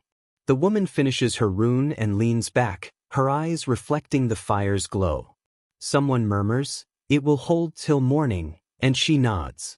Outside, the wind presses against the walls, a low, almost human moan. The turf roof creaks but holds firm. The longhouse responds to the storm like a living wooden creature, breathing, enduring, alive. You tighten your cloak and close your eyes, letting the sense of smoke and wool fill your senses. The last sound before sleep takes you is the faint pop of sap in the fire and the whisper of a prayer drifting through the haze. Stay warm. Stay here. Stay alive. Here, faith and flame are inseparable. Warmth is more than survival, it's devotion. The hall grows quiet, its atmosphere soft and slow. The storm outside dwindles to a sigh, like an old creature settling to rest. Inside, the air is thick with warm breath, soft snores, and lingering traces of smoke and wool. You lie still, eyes half closed, listening. After a moment, you realize this isn't silence, it's the sound of many people breathing together. Archaeologists studying Viking longhouses note that the architecture amplified this subtle chorus. Curved roof beams and low ceilings bent sound inward, creating a constant, gentle hum. Every inhale and exhale merged into a single rhythm, like waves brushing against wood. In a frozen world, this communal breathing was warmth made audible. You shift slightly, feeling the air pulse against your skin. It's humid, surprisingly so. The shared breath of 20 bodies thickens the air, rising as tangible warmth from human lungs. Comfort washes over you. The same breath you exhale touches another's cheek. You are part of one invisible fire. Few today realize how vital humidity was for winter survival. Modern heating dries the air.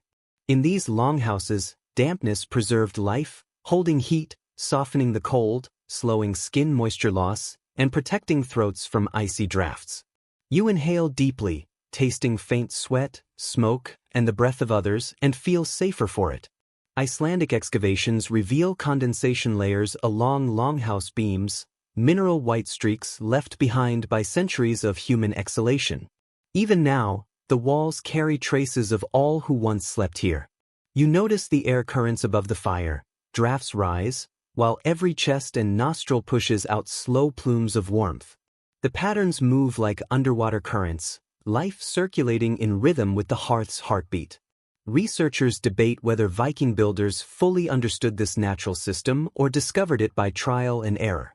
Either way, the balance is remarkable. The hearth draws cold air from cracks under the door, mixes it with dense breath rising from sleepers, and exhales it as smoke through the roof. The result? A self-regulating climate, delicate but stable as long as the fire endures. You roll onto your back, watching the smoky ceiling sway with each gust. You breathe the same air as everyone, humans, dogs, perhaps the goat near the wall. Instead of feeling confined, it feels intimate, like belonging.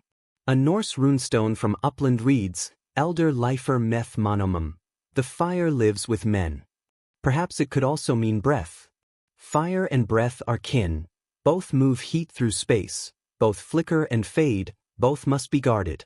The woman who drew runes earlier sleeps now, her chest rising and falling with slow, steady rhythm. The child beside her curls under the same blanket, their breaths rising together in tiny clouds that vanish before reaching the rafters. Each winter night was likely like this, families turning breathing into a ritual of endurance. Remarkably, some 19th-century Icelandic turf houses retained this practice even after chimneys appeared. Rooms felt uneasy when too airy or silent. People missed the human warmth, the scent of others, the thick, shared air. Civilization may change the tools of comfort, but not its essence. You close your eyes, letting the overlapping rhythm of lungs surround you. Counting breaths, not out of restlessness but awe, you recognize each exhale as a thread in the fabric of this living shelter. Sleep lures you, yet memory stirs. In Norse creation myths, Odin, Vili, and Vi breathed life into two pieces of driftwood, forming man and woman. Fire warms the body, but breath animates the soul. Perhaps that is why Vikings revered the longhouse air. Within its smoky swirl lay proof of divine origin. The fire crackles, someone adds another log. Heat sweeps over your face, mingling with damp human breath, faint animal musk, and pine and soot scents. It's oddly comforting, human, animal, and earth all condensed into shared air. Some sagas note that when someone died in winter, their body stayed inside until spring, part of the same cycle of warmth and breath. Even in death, they belonged to the house, to the rhythm. You inhale slowly. The air tastes of life, dense, warm, imperfect, entirely human. Every exhale is both offering and inheritance. The hall creaks as wind brushes the roof, a drawn-out sigh, like the world itself breathing. You close your eyes, syncing with the others. This is not just sleep, it's communion. In the heart of a Viking winter, the greatest warmth was not fire or fur, but breath shared, recycled, and alive, proof that life persists even in the longest night. Night deepens, folding over the longhouse like a thick wool cloak. The hearth glows low, molten honey-colored, casting shadows over sleeping forms near the fire. A faint murmur breaks the quiet, a baby's cry, soft at first, then urgent. A woman stirs, sitting upright on a raised platform, her hair loose in the firelight. She leans over the small bundle. The child trembles, even the dogs twitch. She hums a slow, low melody that flows through the haze like a wave of warmth. Skeletal evidence shows Viking infants were well cared for, especially in winter. Tiny bones show less frost damage than those of other European populations. Survival was high, not miracles, but careful ingenuity. The mother lifts the child into her lap, wrapping him in layers of wool and fur, pressing her cheek to his forehead. The fire flickers across her tired but tender face. No one complains about the noise. They stir slightly, adjust their blankets, and shift closer to the fire. In this world, every cry is a reminder that warmth still works and life persists. Few today realize how carefully Viking women prepared their children's bedding. Excavations of ancient cradles reveal layers of fleece lined with moss or feathers, nature's best insulation. The moss was not just for softness, it absorbed moisture, keeping the baby dry even in damp, smoky air. Linen strips held it all together, forming cocoons that trapped heat with remarkable efficiency. The woman hums again, rocking the bundle gently. The tune has no distinct melody, only a rhythm in sync with her breathing. You can almost feel it against your skin.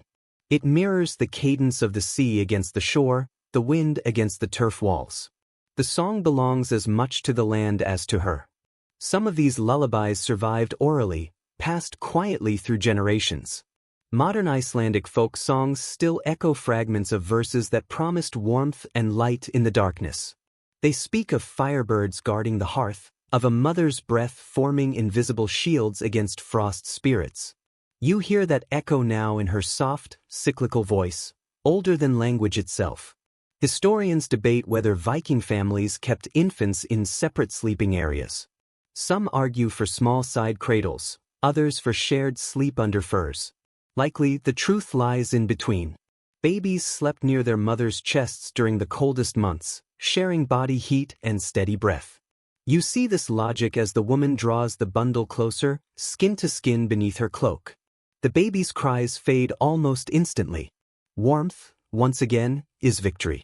She adjusts the baby's position, keeping the face uncovered while tucking the body tightly.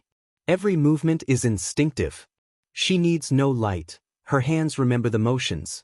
She rocks in silence, back against the wooden wall, eyes half closed. The fire casts her in bronze. A curious find in Denmark revealed small round stones in a cradle. Initially dismissed as toys, further study showed they had been heated in the hearth and wrapped in linen, primitive hot stones used to warm the bedding before placing the infant down. Ingenious, tender, efficient. Centuries later, soldiers used similar methods with hot water canteens. Here, mothers refused to let the cold claim their children. The longhouse seems to cradle them in return. Wooden beams creak softly, the turf roof settles under thick snow. The sound is low, soothing. The architecture itself acts as a lullaby, a shelter breathing in rhythm with its inhabitants, every sigh of the roof and pop of the hearth a familiar note in the symphony of survival. The mother hums a final verse, something about spring's return and the sun's golden hair. The melody fades into a hush of contentment. The baby stirs once, sighs, and sinks into sleep. She remains awake a little longer, watching the fire with heavy eyes. You can feel her thoughts, the relief of another night survived, the quiet hope that tomorrow's dawn will come sooner than yesterday's. Ethnographic parallels from later Scandinavian traditions suggest that mothers sometimes left small offerings for the husvidr, the house spirits, when children survived a harsh winter. A few crumbs of bread, a drop of milk, or a whispered thanks near the hearth. Whether superstition or gratitude, it reflects a timeless truth. When warmth holds, life feels sacred. You take in the scene. Mother asleep, child secure against her chest, the faint glow of coals casting a soft orange light. Around them, others sleep, cocooned in shared air. The scent of ash, milk, and quiet triumph fills the hall. It is strange how something so fragile, one fire, one body's heat, can stand between existence and oblivion. Yet here it is, alive in every breath. A gust of wind slips through a doorway crack, cool and clean. The baby shifts, and the mother instinctively draws him closer, never waking. The motion is fluid, ancient, repeated across centuries, thousands of mothers, thousands of winters, preserving the same fragile spark. You pull your cloak tighter and lie back, the hum of shared breath filling the hall. The child is small once more, a puff of life in the smoky dark, and you feel a deep ease in your chest. The Vikings understood a simple, ageless truth. Warmth is not fire alone. It is the body, the breath, the lullaby. When a mother hums through the storm, she keeps not just her child alive, but the memory of spring itself. Morning arrives with pale, uncertain light. The storm has calmed, leaving a fragile silence. You sit, rubbing sleep from your eyes, and the rich aroma of a slow-cooked stew drifts from the hearth. Someone must have risen early to tend the fire. Residue analysis from Viking cooking pots in Denmark and Iceland shows winter diets were dense and built for endurance. Fat, not sweetness, provided warmth.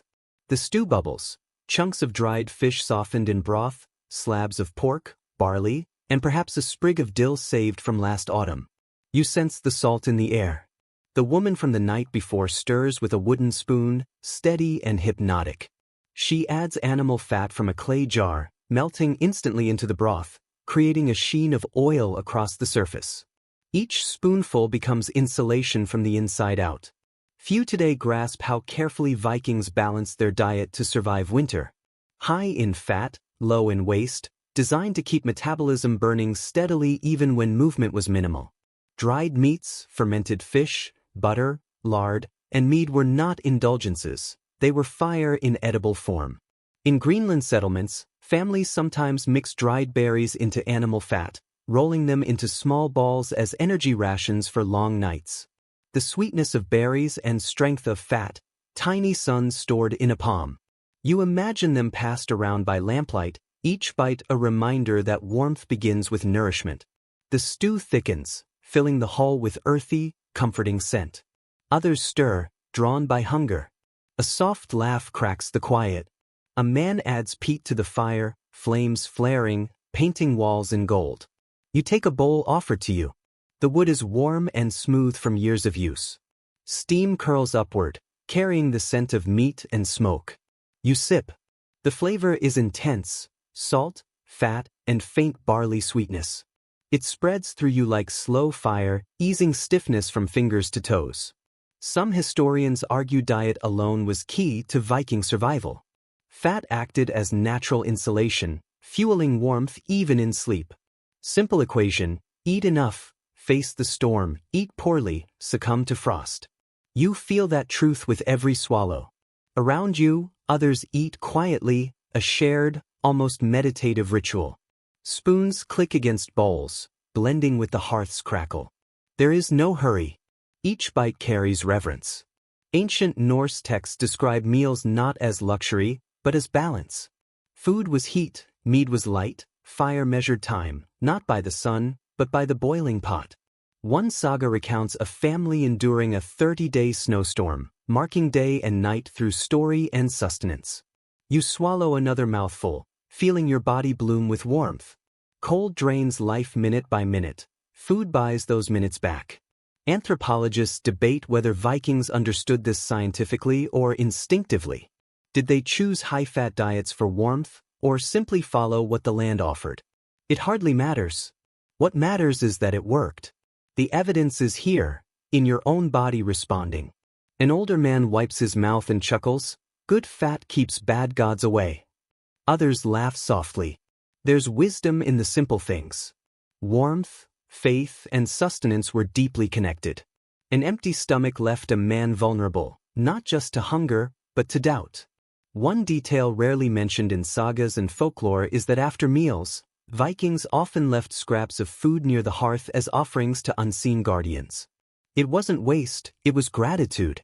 The reasoning was simple: give warmth, and warmth returns. The leftover food would sizzle in the embers, smoke rising like a silent prayer. You see this practice still today. A woman lifts a spoonful of stew and drops it into the fire. The fat flares, the aroma intensifies, and for a moment, the hall seems brighter. Around you, people are caught between flickering light and rising steam. Such rituals became habit easily. Food was more than nourishment. It was rhythm, ceremony, and defiance. Eating well in winter was a small victory, even if just for a day. When the bowls are empty, the silence remains. You lean back against the wall, the meal's warmth still spreading through you.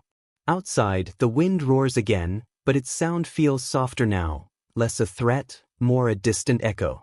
The Vikings didn't just endure the cold. They partnered with it, building layers of warmth not only around their bodies but within. Fire, breath, and food, 3 flames, each feeding the other. You set your empty bowl aside and close your eyes briefly. The heat in your chest feels steady, almost eternal. This same heat carried them through blizzards and months of darkness when the sun barely rose. They didn't rely on sunlight, they carried their own. As the last traces of stew disappear, the longhouse settles back into its gentle rhythm. Quiet conversations, faint creaks of beams, the distant hum of wind against the roof. Near the fire, someone shakes out a fur blanket, sending a puff of ash and warmth into the air. The embers brighten, glowing like tiny suns. Evening approaches and people begin their quiet routines. A broad-shouldered man with a frost-specked beard lays out hides near the hearth. Each movement is deliberate, practiced through countless winters. He's not just making a bed, he's composing one, layering warmth in a pattern refined over generations. Excavations in Norway and the Orkney Islands show that Viking bedding was carefully engineered. The bottom layer was coarse sheepskin or reindeer hide, fur facing down to insulate against cold floors. Above came softer hides, woven wool, and smaller furs tucked into corners to block drafts, a cocoon built by instinct. You kneel beside him. He smooths each layer, muttering softly, maybe counting, maybe praying. The hiss of fur against fur becomes a rhythm, almost music.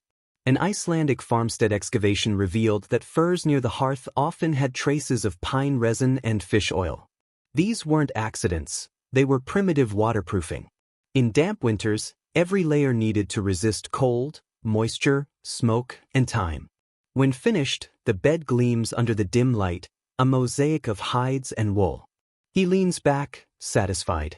The air carries faint scents of animal musk and salt, a smell of endurance, of nature tamed just enough to borrow its strength.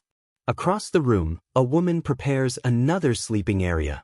She works methodically, sprinkling crushed herbs over the hides. The scent rises sharply, juniper, maybe sweet gale. Botanical residues show Vikings used such plants to repel insects and purify the air. Without soap, their homes still stayed clean enough to cradle generations. She lifts a pelt corner to show a child how to tuck moss underneath. "Warm feet, warm dreams," she whispers. The boy nods solemnly as if receiving a secret, because he is. Scholars debate how often Viking families replaced or aired bedding. Some say they froze it outside during brief winter days. Others argue smoke and herbs did the work. Either way, homes smelled not of decay, but of earth and comfort. She lays a thick reindeer pelt over the pile, drawing a rune beside the bed with a stick. It's fu, the symbol of prosperity, not gold but warmth. In Norse culture, a bed that stayed warm was more valuable than treasure.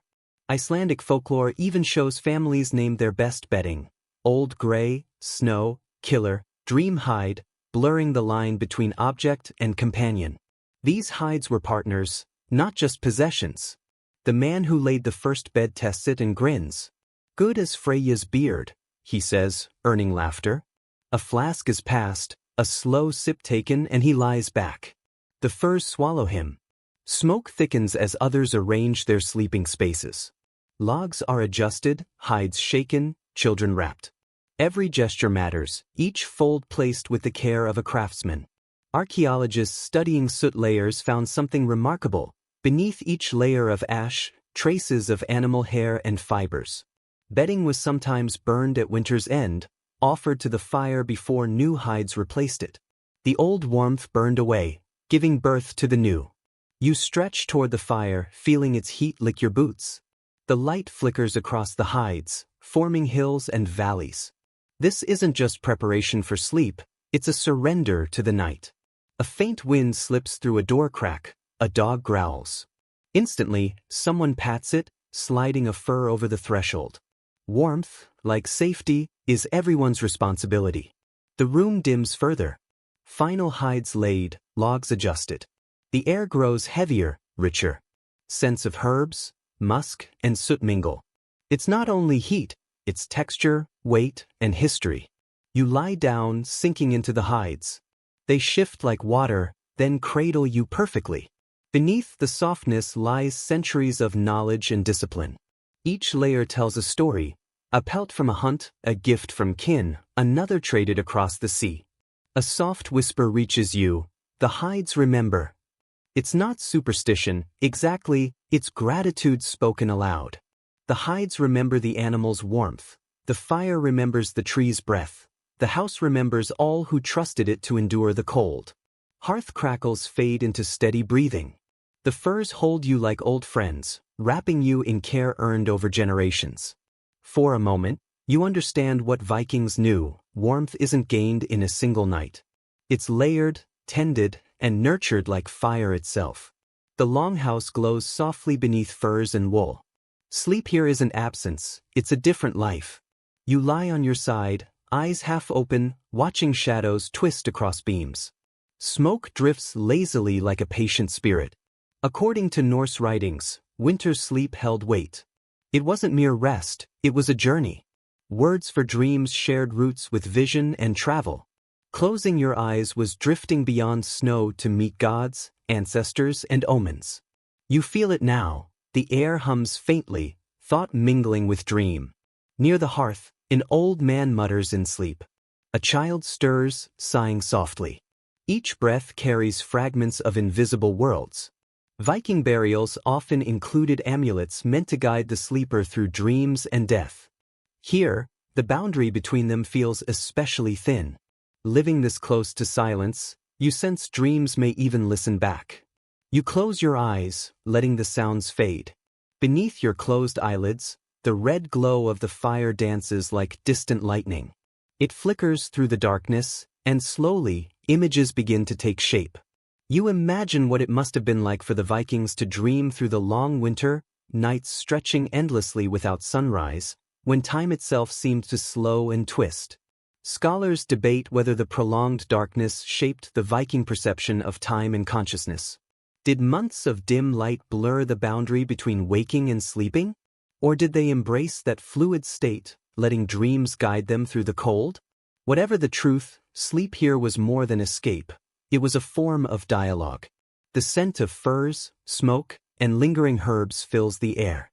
Warmth wraps around you, synchronized with the steady rhythm of breathing nearby. Gradually, you drift into half-sleep, carried by the pulse of the longhouse. The dream comes swiftly, seamless as inhalation. You are walking across a snow-covered plain, the horizon flat and glimmering. The wind does not bite. It sings, its low notes vibrating through your bones. Ahead, a figure cloaked in white appears, face hidden. You know instinctively that they are familiar, having traversed these dreams countless times. They raise a hand, releasing a tiny red-gold spark that pulses like a heartbeat. It drifts toward you, warm even at a distance. You reach out, and as your fingers meet it, the wind fades, replaced by the soft crackle of the hearth. The spark settles in your hand, weightless, yet alive, and for a moment, every breath in the longhouse seems to move as one. Then, laughter breaks the vision, a child's giggle, bright and fleeting. You open your eyes. The room is the same, yet subtly altered. The dream lingers, half memory, half warmth. Icelandic sources note that some Vikings believed dreams could travel through smoke. Trails rising from the hearth acted as bridges for spirits and thoughts, the invisible passing through the visible, vanishing into the night. You watch the curling smoke, wondering what dreams it might carry. The old man near the hearth stirs, murmuring a word that sounds like soul. Perhaps he dreams of spring. After months without daylight, the sun was more than a celestial body. It was a promise, a warmth remembered even in absence. Vikings marked time not only by hours but by light. Their calendars measured the world through brightness and shadow. During these long nights, sleep was not idleness but rhythm. Animals hibernated, the earth rested, and humans followed suit, conserving energy until the sun's return. A passage in the saga of Erbja mentions families sleeping longer during the darkest months, waking only to tend fires, eat, and tell stories. These months were called the quiet season, when even the gods seemed to slumber. Rest was not weakness, it was survival. You stretch beneath the firs, listening to the pulse of air and silence. The fire crackles softly, each spark echoing a heartbeat. Dreams guided and comforted, sustaining hope through months of darkness. Some later Norse texts even suggest the dead could visit the living through dreams during the longest nights, offering advice or silent presence. Sleep became communion, bridging life and death. You glimpse a shimmer near the hearth, perhaps a trick of the light. Still, you sense an ancient, protective presence watching. Closing your eyes again, the fire's glow merges with the spark from your dream. You imagine it drifting through smoky air, touching sleepers, leaving warmth behind like breath on glass. The Vikings did not merely endure winter, they dreamt through it, weaving darkness into meaning. Their bodies rested, while minds roamed through landscapes of gods and light, a reminder that even the longest night eventually yields to dawn. Beneath the firs, you pull them closer. The hall breathes with fire, smoke, air, and dreams, moving in rhythm. You exhale slowly and whisper to no one, "Let the light return." The words vanish into the smoke, but warmth remains. You wake before dawn, though here dawn is only a thickening gray. The hearth glows faintly, embers casting shades of ash and copper. Your breath curls white as you sit, cold yet safe. The eldest man of the household moves quietly by the fire, beard frosted silver, steps deliberate. Kneeling, he stirs the ashes, searching for the hidden spark, and breathes life into it. He adds bark, a splinter of wood, coaxing the flame awake like one might rouse a sleeping creature. Archaeology shows that Viking hearth rituals were both practical and symbolic. Families rarely allowed the hearth to die completely. A small ember was kept alive under ash, and mourning meant rebirth. The hearth was the home's heart, the fire its pulse. Too much ash smothers, too little lets it die. Vikings found balance intuitively, listening and breathing with the flame. The man leans closer, whispering words perhaps a prayer or reminder. Reverence marks this act. It is resurrection. Several sagas describe Frigg, goddess of hearth and home, as the keeper of hidden fire. The morning ritual may have inspired this image, coaxing life from gray, transforming the ordinary into sacred. You warm your hands at the renewed flame. It feels alive, pulsing with a voice. Around you, sleepers begin to stir. Dogs stretch, fur steaming. A woman feeds the animals, scattering grain. Children murmur under furs. The longhouse, once still, fills with the soft rhythm of morning life. Records from Norse settlements show winter mornings were slow, ritualized, unhurried. Dawn was not a beginning, but continuity, the return of warmth, rhythm, and light. The man lifts the kettle with a hook, metal clanging, frost hissing as water heats. Grain is poured into bowls, herbs crushed with a pestle, scents rising to purify the air. Viking fires, in effect, were their own quiet disinfectant. You sip barley water flavored with honey, modest, but sustaining. Voices around you are low, steady, unhurried. Winter days encouraged indoor work, not idleness. The longhouse was a workshop, mending ropes, shaping tools, weaving wool. Every movement turned warmth into action. A woman combs flax, strands catching the firelight, spinning thread finer than expected. The spindle joins the rhythm of the hearth. Wool, fire, patience, all interwoven. Medieval sources note that Norse women often measured time by the number of spindles completed between meals, marking hours through creation. When the sun barely rose, spinning became the heartbeat of the house, a rhythm that kept hands moving, minds steady, and conversations alive. A child asks when spring will arrive. The woman smiles and replies, "When the wool is gone."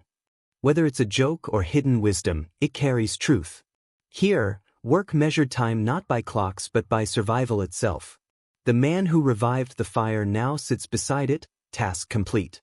He holds his hands to the flame, sizing it. Peace rests on his face, the calm satisfaction of someone who has preserved life for another day. In this world, every small act, breathing, stirring, feeding, mending, is a statement of endurance. One Norse poem even compares the home fire to a guardian spirit sleeping in the wood. Strike the log, wake the soul. Watching the flame climb higher, licking the fresh timber like a living tongue, you realize warmth is never merely physical. It is consciousness. Life refusing to be still. The fire grows stronger. Smoke thickens, glowing amber in the half-light. Someone hums quietly, perhaps the same lullaby heard the night before. Outside, the storm eases at last, the faint drip from the roof a slow promise of change. The longhouse breathes again, alive, awake, defiant. You hold your hands toward the flame and smile. In the Viking world, every dawn was a small victory.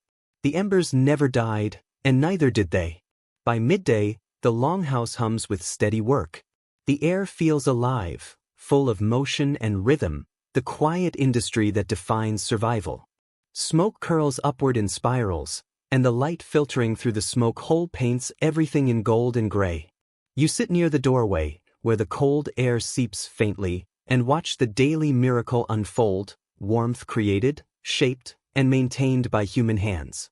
A man crouches by the outer wall, pressing fresh turf into a crack where frost has bitten through. His bare hands are red and raw, yet his movements are careful and deliberate. Each slab of mossy earth fits perfectly, sealing the house like a patchwork of green and brown. Studies of Viking homes show this maintenance was not occasional, it was daily. The house was alive, and its skin required tending like flesh. You smell the damp turf as he presses it in. Soil, faintly sweet, mingling with smoke. The wall sighs softly under his touch. It's strange, you almost feel the house knows what he's doing. Few realize that Viking longhouses were designed to move. Timbers flexed in wind, turf shifted with temperature.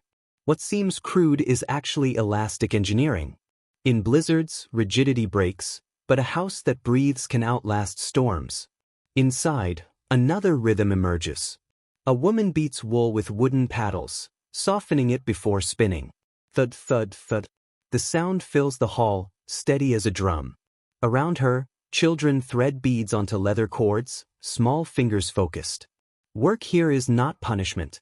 It is life distilled into motion.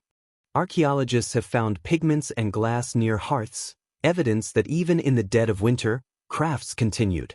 The Vikings didn't wait for summer to create beauty, they made it in the dark. Glass beads, bone combs, bronze brooches, small acts of creation defying the cold silence. You run your fingers along a half-finished comb. Smooth bone, finely carved edges, tiny spirals, leaves etched along its spine. You imagine the maker whittling it by firelight, fingers stiff with cold, yet steady.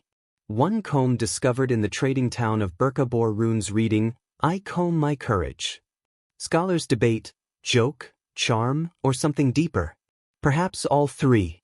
In winter, courage needed constant grooming. You glance toward the door. The man at the wall pauses to stretch. His breath steams faintly in dim light. Cold slips through, touching your face like a warning. He notices and quickly presses more moss into the seam, patting it flat. "The wind forgets us again," he mutters. Historians suggest Viking builders left slight air leaks intentionally, not poor construction but ventilation. Too tight, and smoke would choke the house. Too loose, and warmth would escape. Life itself balanced on inches of gap and handfuls of moss. The woman at the loom shifts, the clack of her shuttle blending with the fire. Wool threads shimmer in the faint daylight through the smoke hole. She hums as she works, voice rising and falling with her weaving. Each song, each thread, a quiet defiance against the cold. You ask what she's making. Without pausing, she says, "A new cloak." The last one grew tired. Here, garments live and die like people. Medieval accounts describe Viking belief that clothing absorbed spirit as well as warmth. An old cloak carried memories of its wearer. When burned or buried, people whispered farewell as though to an old friend. She adjusts her thread. "A cloak must remember you," she says half to herself, "or it won't keep you warm." You cannot tell if she's joking, but the line feels true. Warmth is more than temperature, it is memory held close. The children laugh as they finish their beaded cords. One ties his around a small wooden figure, perhaps Thor, perhaps just a toy. Beads clink softly, a bright blue glass glimmers against the dim hall. Even under frost and ash, color blooms. Cobalt beads from the east, traded across continents, show warmth is not only made, it is imported, cherished, remembered. The man at the wall finishes and joins the hearth. Hands raw, nails black with soil, yet his eyes gleam. He holds them toward the fire. "The house breathes better now," he says. "So do we." A hush settles, born of shared satisfaction. Then a short tale, maybe a joke, and laughter ripples softly through the hall. Sound fills the longhouse like sunlight daring to return. You sit back, feeling the layered warmth, in fire, moss-packed walls, hum of work and speech. Every detail, thread, bead, handful of earth, is part of the design to keep life alive in a place where all else sleeps or dies. Vikings did not conquer winters through strength alone. They negotiated with it, seam by seam, song by song, heartbeat by heartbeat. You glance at the smoke hole. A pale shaft of light catches drifting ash. Dust motes shimmer like snowflakes in golden haze. The storm outside may rage tomorrow, but tonight, this world holds. The truest warmth is crafted, not given. The light outside fades into long blue twilight. Inside, the fire grows higher, fed with care. Not a roaring blaze, never wasteful, just deliberate warmth breathing with the people it protects. You hear the fire more than see it, air sighing through damp wood, sap hissing, logs collapsing into coals. Glow flickers along rough plank floors. Every evening looked like this for centuries. The same colors, sounds, struggle of flame and dark. Studies show Viking hearths burned peat, birch, and driftwood. Peat for endurance, birch for brightness, driftwood for fragrance, a heat lasting through long nights. You smell it, sweet birch, earthy peat, faint salt of driftwood. Few grasp the sensory depth of a Viking night. Sight fades, touch, sound, and scent dominate. Fire crackles, smoke stings gently, warmth gathers around your legs, fading at your shoulders, teaching you your place within this circle of safety. You stretch hands to the fire. Warmth prickles, fingers ache pleasantly. Another log is added, sparks rise, tiny gold flecks dancing into the smoke hole. It is easy to understand Viking belief in fire spirits. Sagas describe elder, breath-giving souls guarding the hearth. Let the fire die and you offend a living force. Watching now, you almost feel it watching back. A patient ally asking only respect. Norse farmers sometimes hum to fires when adding fuel, not words, low steady tones to calm the flame. Calm fire, calm night. You hear it faintly, a woman's quiet hum as she stirs embers. The pitch vibrates through floor, wood, and body. Thoughts slow, heartbeat aligns with the rhythm, and the longhouse breathes with life again. The sound doesn't fight the storm outside, it endures it. The hall feels heavier now, dense with warmth, wool, ash, peat, and people. The air moves like water, thick, slow, alive. The walls shine faintly where heat has smoothed the wood over years. Each plank has darkened under countless fires until the interior glows in a permanent dusk. Researchers studying surviving turf houses in Iceland note that these homes seem to store warmth in their very structure. The smoke-darkened beams radiate heat long after the fire dies, like an oven retaining warmth after baking bread. Here, you can feel it even in the walls. The house itself seems to help keep you alive. A question historians often debate is how Vikings controlled smoke without modern chimneys. The answer lies above. A small, deliberate roof vent draws air upward, but not too fast. Smoke rises in slow ribbons, forming a layer near the ceiling, a smoke blanket that insulates the air below. Dangerous if neglected, miraculous if managed. In the dim light, it looks like a ghostly sea, waves tinted gold by the fire. You breathe in deeply, the scent is sharp, real, grounding. It clings to skin, hair, fabric. By spring, every thread in this hall will carry its smoke. Yet there is no disgust. To the Vikings, it was identity, a perfume of survival. Medieval travelers wrote that Norse merchants abroad were instantly recognizable by scent alone. They carry their fires with them, a monk noted, half in awe. Warmth turned into signature, into memory. Nearby, a woman braids her daughter's hair. The child sits quietly, only the fire crackling. The mother works steadily, pulling strands with precision. The girl's hair gleams like amber in the firelight.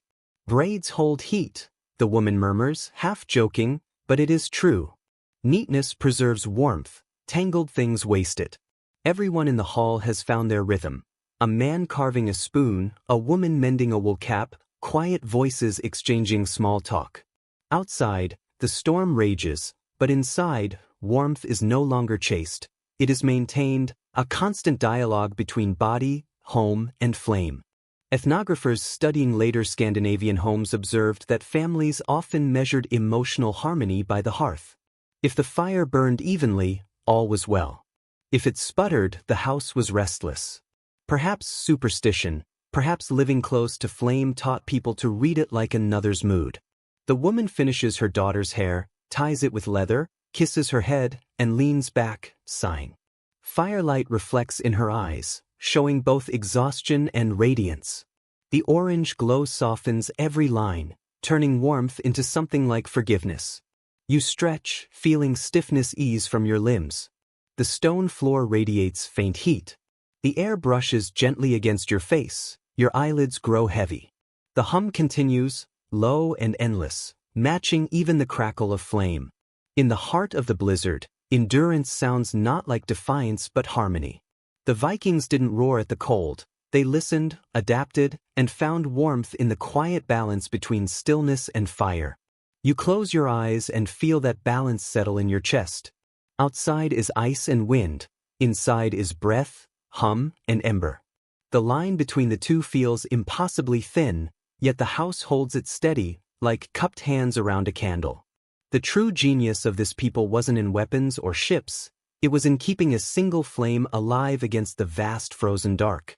The wind rises again that night, prowling outside like a restless ghost. Snow hisses against the walls, gusts make the turf roof moan. Inside, no one startles. They recognize the sound as the storm testing boundaries. You lie awake, watching the smoke drift like slow water. The house creaks under the snow's weight, breathing with the wind. Excavations show Viking roofs could weigh over 20 tons with turf and snow, a deliberate mass grounding the structure against blizzards. In winter, the roof was both burden and blessing, holding death at bay. Snow falls with muffled thuds, each like an exhale.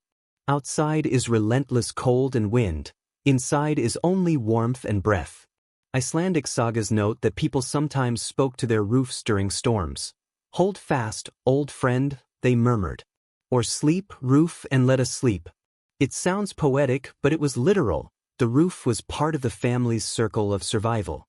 You glance at the dark beams overhead, arched like ribs. The roof feels less like protection, more like belonging. A woman shifts in her sleep, mumbling. Her husband stirs and settles again. The child between them remains still. Dogs twitch and sigh. The firelight illuminates the quiet choreography of endurance. Every living thing has learned the rhythm of the storm. Modern storms are inconveniences. Here, they are seasons. Months pass with unbroken snow, no clear sky, no spring. Vikings didn't fight time, they folded into it. Environmental historians note Viking calendars weren't linear. Time was rhythm, a circle of light and dark. Winter wasn't an interruption, it was a deep breath between labors, the slow heartbeat before renewal. You feel that now, lying still, letting the quiet press against you like water on stone. You roll onto your side, listening as the wind changes. Its pattern is almost melodic. Longhouse dwellers must have heard it like music, a constant backdrop shaping moods and myths.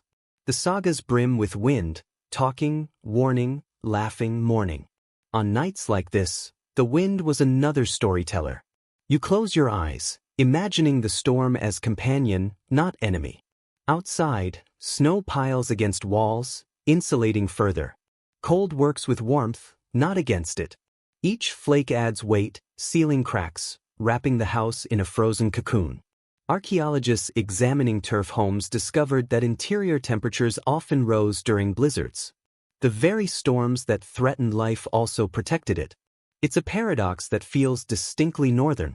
Danger transformed into safety through patience. You open your eyes and notice someone awake across the room. The elder from before, the one who tends the fire each morning. He sits upright now, staring into the embers. His face is unreadable, a mix of fatigue and calm. The orange glow reflects in his eyes, as if he's gazing into another world. After a moment, he speaks, not to you, not to anyone, but to the fire itself. "It's only the wind remembering us," he says softly. "Let it pass." The simplicity of the words settles deep. You realize these people lived as much with memory as with weather. Every winter echoed the ones before it. Grandfathers patching walls, mothers singing familiar songs, children learning the same ways to fear and love the snow. Memory, too, was insulation. A nearly forgotten detail from early Norse poetry calls memory minni, a word also used for mind and remembrance in drink. Mead toasts were made for those who came before. Perhaps every act of survival, every tended fire, every tucked fur, was also a toast to ancestry. You sit up slightly and watch the old man add another log to the hearth. He moves deliberately. The log hisses, smokes, then catches. The flame climbs slowly, licking the darkness. The faces around the room remain serene, bathed in its renewed glow. The roof creaks again, lower, heavier this time. Snow slides off one slope with a muffled thud, sending a small shiver through the walls. No one flinches. You feel the movement beneath you, the earth settling, timbers flexing, everything alive, yet steady. You think of how many nights like this have passed. Thousands, perhaps. The same dance of waiting, warmth, and patience. The storm is not an event. It is a teacher. The Vikings didn't build fortresses. They built instruments that could harmonize with the cold. Outside, the wind shifts, now gentler, almost curious. The snow falls quieter, like a hush rather than a barrage. Inside, the fire glows stronger, pulsing faintly like breath. The contrast is perfect, movement and stillness, fury and peace. You settle back under your furs, the weight pressing gently over your shoulders. The elders' words echo softly, the wind remembering us. Perhaps that is all winter is, a long remembrance of warmth, kinship, and every ember that refused to die. You close your eyes, letting that thought carry you to sleep. The wind hums outside, the fire responds, and the house, a living wooden soul, holds you once more. By the time the wind fades, the world outside is an ocean of silence. You wake to dim light filtering through cracks above the doorway. The air smells of sleep, smoke, wool, and slow breath. No one rushes. The storm has passed, yet the world beyond the walls remains buried in white. Careful not to wake the sleepers, you push the heavy door open a hand's width. Cold air spills in, sharp and clean, wrapping around your face like glass. The brightness outside is blinding. Snow stretches to the horizon, perfectly smooth beneath a pale silver sky. For a heartbeat, it feels more like a dream than a world. Environmental studies of early Norse settlements note that mornings after blizzards were sacred pauses.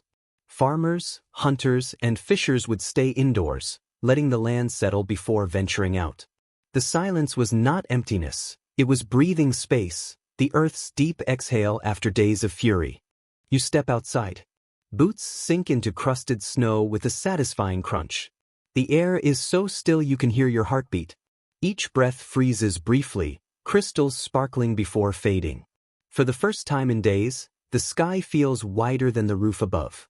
A few footprints mark the path to the animal pens, ghostly traces from the night before, half filled with fresh snow. You follow them cautiously. The pens are partially buried, only the tops of posts visible. A faint sound reaches your ears, a snort, a shuffle. Life stirs beneath the drifts. Records from Norse farm excavations in Greenland show that animals often wintered in semi-underground shelters beside the longhouse. Heat from the earth was trapped, shared between beasts and humans. Some pens were connected directly to the home via narrow tunnels, corridors of warmth where farmers could tend their herds without stepping into the cold. You imagine that tunnel now, the mix of fur, hay, peat, and life, and it makes sense. In the north, survival is always about proximity. The snow crunches again.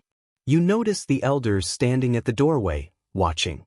He smiles faintly, a tired but genuine curve of lips. The snow has sealed the world, he says. We rest until it decides to open again. Few modern minds can grasp the patience in that sentence. For the Vikings, time was weather. When snow closed paths, they did not fight it, they adapted inward. The cold became an invitation to repair, to dream, to remember. You follow the elder back inside, grateful for the sudden rush of warmth. The contrast hits like a tide, frost melting instantly from your hair, skin tingling as heat returns. The air is dense, alive again, smoky and safe. Someone near the fire is roasting fish, small river trout, silvery and fat. The smell floods the hall, filling every shadowed corner with salt and oil. Your stomach growls before you realize it. A curious, rarely noted fact about Viking cuisine: preserved fish was central to the winter diet. Not just dried, but fermented or smoked, stored in moss and resin-sealed barrels. Pungent, yes, but enduring, protein that could last months. Vikings did not merely survive scarcity, they engineered abundance in slow, invisible ways. You take a piece when offered. Crisp outside, tender inside. The flavor is smoky, faintly sweet, tasting of land itself, bitter, rich, alive. Across from you, the elder holds his portion with rough, scarred hands. Every storm gives its gift, he says simply. This one brought quiet. It is true. Silence lingers. Voices are low. Steps careful. The fire burns steadily, spreading calm light across the room. For the first time in days, there is no rush. The longhouse has entered its gentlest rhythm, recovery. Archaeologists studying Viking homes note this phase as the pause. After blizzards, when fields were buried and fishing impossible, people shifted inward. They mended tools, shared stories, planned spring voyages. Even ambition rested for a while. You observe it happening. Quiet tasks, deliberate motions. A woman braids rope from twisted wool. A man scrapes antler into a hook. Each act feels meditative. The storm has purified the air and mood. Some cultural historians suggest these enforced pauses nurtured Viking resilience. The calm after chaos became part of their psychology. They did not just face storms, they prepared to rest afterward. It was built into their worldview like a heartbeat. The elder finishes his meal, setting the bones gently into the fire. Flames hiss briefly. "Feed the ash," he says, "and it feeds you back." His words feel both proverb and physics. You nod, sensing their truth. Nearby, a small pile of melted snow drips into a wooden bowl. It gleams like liquid glass. Ritual, collecting the storm's remnants for washing, drinking, gratitude. Nothing wasted. Even melted snow is a blessing. The child from last night awakens, rubbing her eyes. She yawns, stretches, and crawls toward the fire. Her mother wraps a cloak around her shoulders and kisses her head. The gesture feels timeless, universal. Quiet moments like these sustained life more than battles or voyages. You glance at the smoke hole. A thin shaft of silver light filters through, catching drifting haze. Dust motes shimmer like stars in amber warmth. Even in this frozen world, the sun exists, muted, distant, but never gone. Somewhere in the sagas, a line reads, "After the snow's breath, the world begins again." You cannot recall which story, but its meaning resonates. The blizzard was not punishment. It was reset. And these people, wrapped in smoke and patience, know precisely how to wait for new beginnings. You sit closer to the fire, hands extended, feeling the steady warmth. The storm's memory still lingers on your skin, fading slowly, replaced by something firmer. Outside, snow lies heavy and flawless, enclosing the world in quiet. Inside, the longhouse hums with gentle strength. The steady heartbeat of survival continues uninterrupted.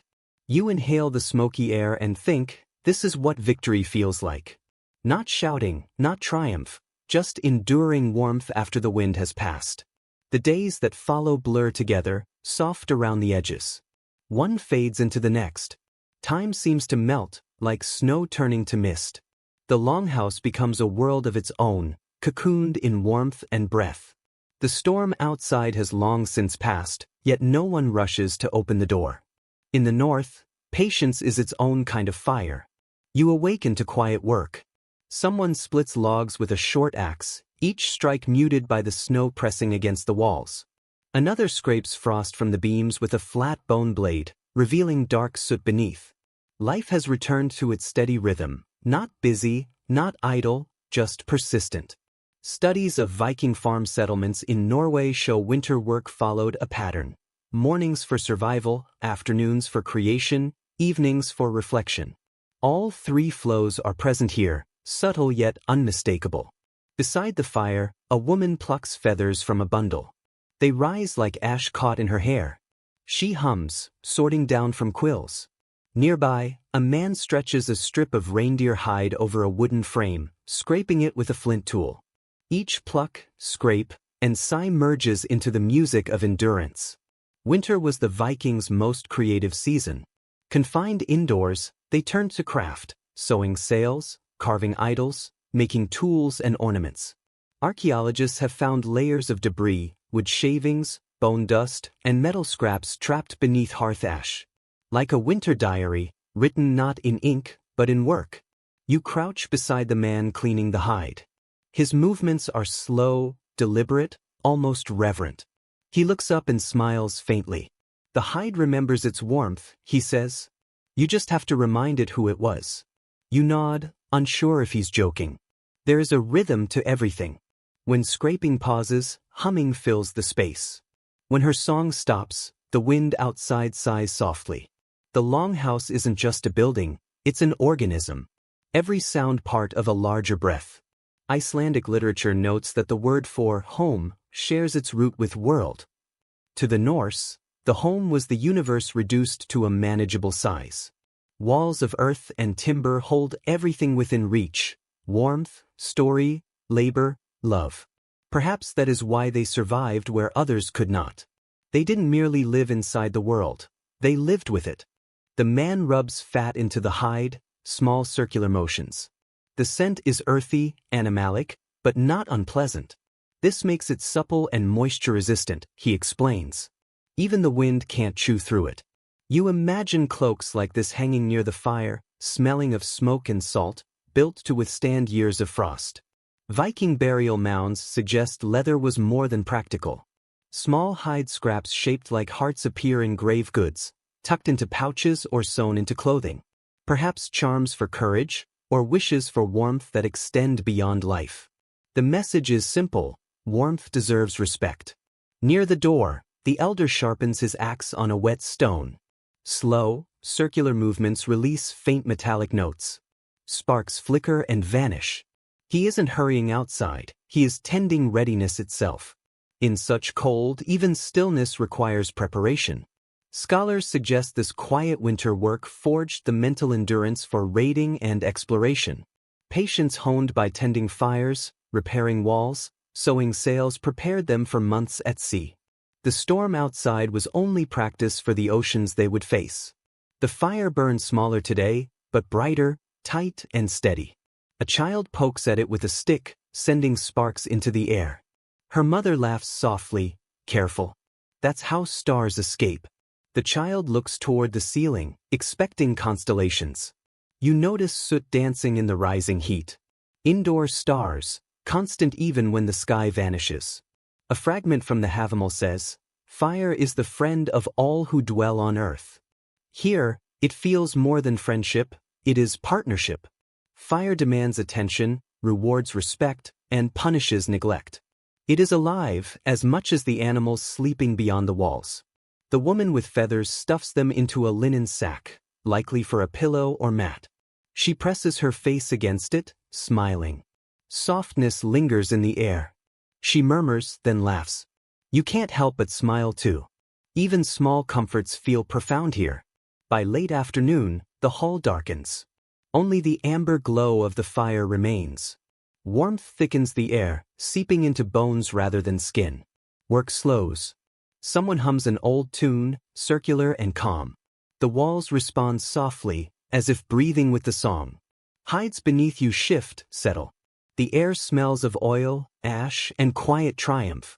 The Vikings survived winter not by strength alone, but through intimacy with home, craft, and fire. They didn't escape the season, they inhabited it. Every stroke of stone, handful of moss, whispered song was warmth stitched into time. Outside, snow glimmers under a distant moon. Inside, the fire hums. The house endures in its rhythm of work and stillness. You realize warmth is not an element. It is a language, learned through hands and never forgotten. Night falls early. Darkness presses closer, cold wrapping the walls like an ancient creature sniffing for cracks. Inside, the fire holds, a small sun refusing surrender. Children sleep under wool and hide. Adults move slower, voices lowered, gestures careful. The storm is gone, but caution remains, woven into every motion. You sit near the hearth, watching flames twist around the logs. The elder sits opposite, eyes on the same light. Silence here is not emptiness, it is conversation. Medieval Icelandic manuscripts note families spent winter evenings in foldvar, an evening wake. Not a vigil, but communal storytelling, weaving, carving, quiet talk. The longhouse became a living book, walls echoing old words. The elder clears his throat. Movement still. Even the fire leans closer. He speaks, voice rough with smoke and age. There was once a man who tried to trap winter in his cellar, so the world could stay green forever. You smile faintly, recognizing legend's rhythm. Others shift closer, furs wrapped, eyes half closed but listening. The story unfolds slowly. He gathers snow in barrels, seals them with pitch, hides them underground. In spring, his field flourishes twice as bright as neighbors. But one night he hears the barrels whisper, "You cannot keep what belongs to the sky." By morning, frost coats his crops, even under sunlight. Winter has returned. The elder pauses. Fire pops softly. That is why we do not fight the season. We live with it as it lives with us. The tale feels old, yet new in its telling. Perhaps these nights exist to remind everyone that even the cold remembers, and harmony is wiser than resistance. Few realize how vital storytelling was to Viking survival. During the longest, darkest months, words became a source of warmth. The sagas were more than entertainment, they were mental insulation. Scholars studying northern oral traditions found that winter tales were more rhythmic and repetitive than summer stories, which were meant to lull and comfort restless minds. That same gentle rhythm persists today. The elder's voice rises and falls like the tide, carrying the hall along. Near the far wall, a woman adds her own tale, soft and gentle. She tells of a fox who tricks a frost giant by pretending to be firelight, leading him astray until sunrise. Children giggle, eyes half closed. The fox still runs in storms, she concludes with a smile. That's why snow dances sideways. Watching the flames, you see shapes darting, fox-like. Stories and fire feel the same. Both ignite small, flickering wildly, and thrive on attention. A fragment from a later Scandinavian proverb says, "Words warm longer than embers." Sitting here, you understand its meaning even as the fire wanes. Conversation sustains the room. The air hums with quiet gratitude. Historians debate whether nightly storytelling shaped the written sagas. Did the epic forms of Njal or Laxdæla saga evolve from these flickering moments? Many believe they did, with the rhythm of firelight influencing Norse prose, each line pulsing with memory of smoke and glow. The elder chuckles softly. "You can always tell when someone lies," he says, playful. The fire leans away. Quiet laughter follows. You glance at the flames, half expecting them to sway, but they don't. Perhaps that is proof of the story's truth. A lull follows. Only the creak of wood and the sighs of sleeping bodies remain. The elder pokes the fire, scattering sparks. "Every spark is an old word trying to be remembered," he murmurs. He isn't poetic, he's literal. Each ember is ancestral, carrying breath from countless nights before. Fire is continuity, a living thread through centuries. You think of the sagas that survived across oceans and generations. They began like this, softly spoken in rooms like this, preserved not on parchment but in the rhythm of human hearts. A curious fact, the word saga itself means that which is said, from seda, to tell, not to write or command, but simply to speak. Here, that meaning lives again. The fire dips, shadows shift on the walls, echoing the elders' tales. The air grows warmer, heavy with resin and wool. The mood slows from lively to meditative. Stories fade, voices trail off. Someone hums a familiar lullaby, older than memory. It drifts through the hall, wrapping around you like warm water. The elder whispers, "We are never alone in the dark." Every flame remembers its kin. Looking around at faces half hidden in the glow, at smoke curling like 1,000 breaths, it's clear. The Vikings didn't just survive their winters. They filled them with words, warmth, and wonder. Cold could take much, but never their stories. You pull your fur tighter and close your eyes. The fire hums, the tales linger, and sleep comes, guided by the same rhythm that carried countless souls through storms. Morning arrives with soft murmurs. The fire burns low but steady, thin blue-tipped flames whispering over half-burned logs. The air carries wood resin and a faint floral sweetness. Bundles of dried meadow herbs and mugwort hang above the fire. A woman sprinkles something into the embers, sparks flying. The scent sharpens, salt. In Viking times, salt was precious, traded across seas. Burning it wasn't for flavor, but blessing. Archaeological hearths showed traces of sodium crystals, suggesting it was a real ritual, purifying, driving out illness, clearing winter-sealed homes. You sense that invisible renewal. Her song is soft, wordless, rising and falling like breath, echoing the lullaby's rhythm. Others stir gradually, faces emerging from furs. Morning comes slowly here, a deliberate bloom rather than a sudden command. The fire is always the first voice of the day. Few today understand how central fire was to Viking health. Old Norse texts record warmth as medicine, proof the body still lives. Cold wasn't discomfort, it was invasion, a creeping spirit driven out by flame, smoke, and ritual. You witness this as the woman fans the embers, pours a thick herbal brew, juniper, yarrow, maybe garlic, into a bowl. Steam curls upward, sharp and alive. The elder sips, eyes closing in quiet satisfaction. Viking graves have yielded small herb bundles near chests, possibly for scent, symbolic warmth, or spiritual preparation. Whatever the reason, warmth was both survival and sanctity. You sip the same bitter, earthy brew. Its grounding warmth spreads, physical and emotional. The elder clears his throat. "We drink the fire," he says. "It keeps us honest." No humor, yet everyone chuckles, proverb and private joke at once. Conversation begins slowly. People discuss animals, smoke holes, blocked paths. Decisions move at a patient pace, a rhythm historians call the rhythm of endurance. Winter life was deliberately slow, conserving heat, energy, and patience. A faint sound outside, a tap, then a long crack like ice sighing, draws attention. The elder nods. "The snow loosens," he says. Darkness eases, not gone but shifting. The air inside lightens. Small details emerge, droplets sliding down beams, glints where frost lingered, the faint smell of Thor. Norse texts name nearly 20 kinds of snow and ice, each with its own character: slard, snore, crappy, melda. The world wasn't frozen, it was nuanced. The woman who burns salt shakes out a fresh pelt. Spring doesn't come all at once. It finds its way back inside first, she says. The elder smiles as if hearing it before. Smoke, worn beams, and furs glow silver with near-spring light. For months, the house was a womb. Now warmth creeps in. It feels like a chrysalis ready to open. Archaeologists debate how much sunlight entered longhouses.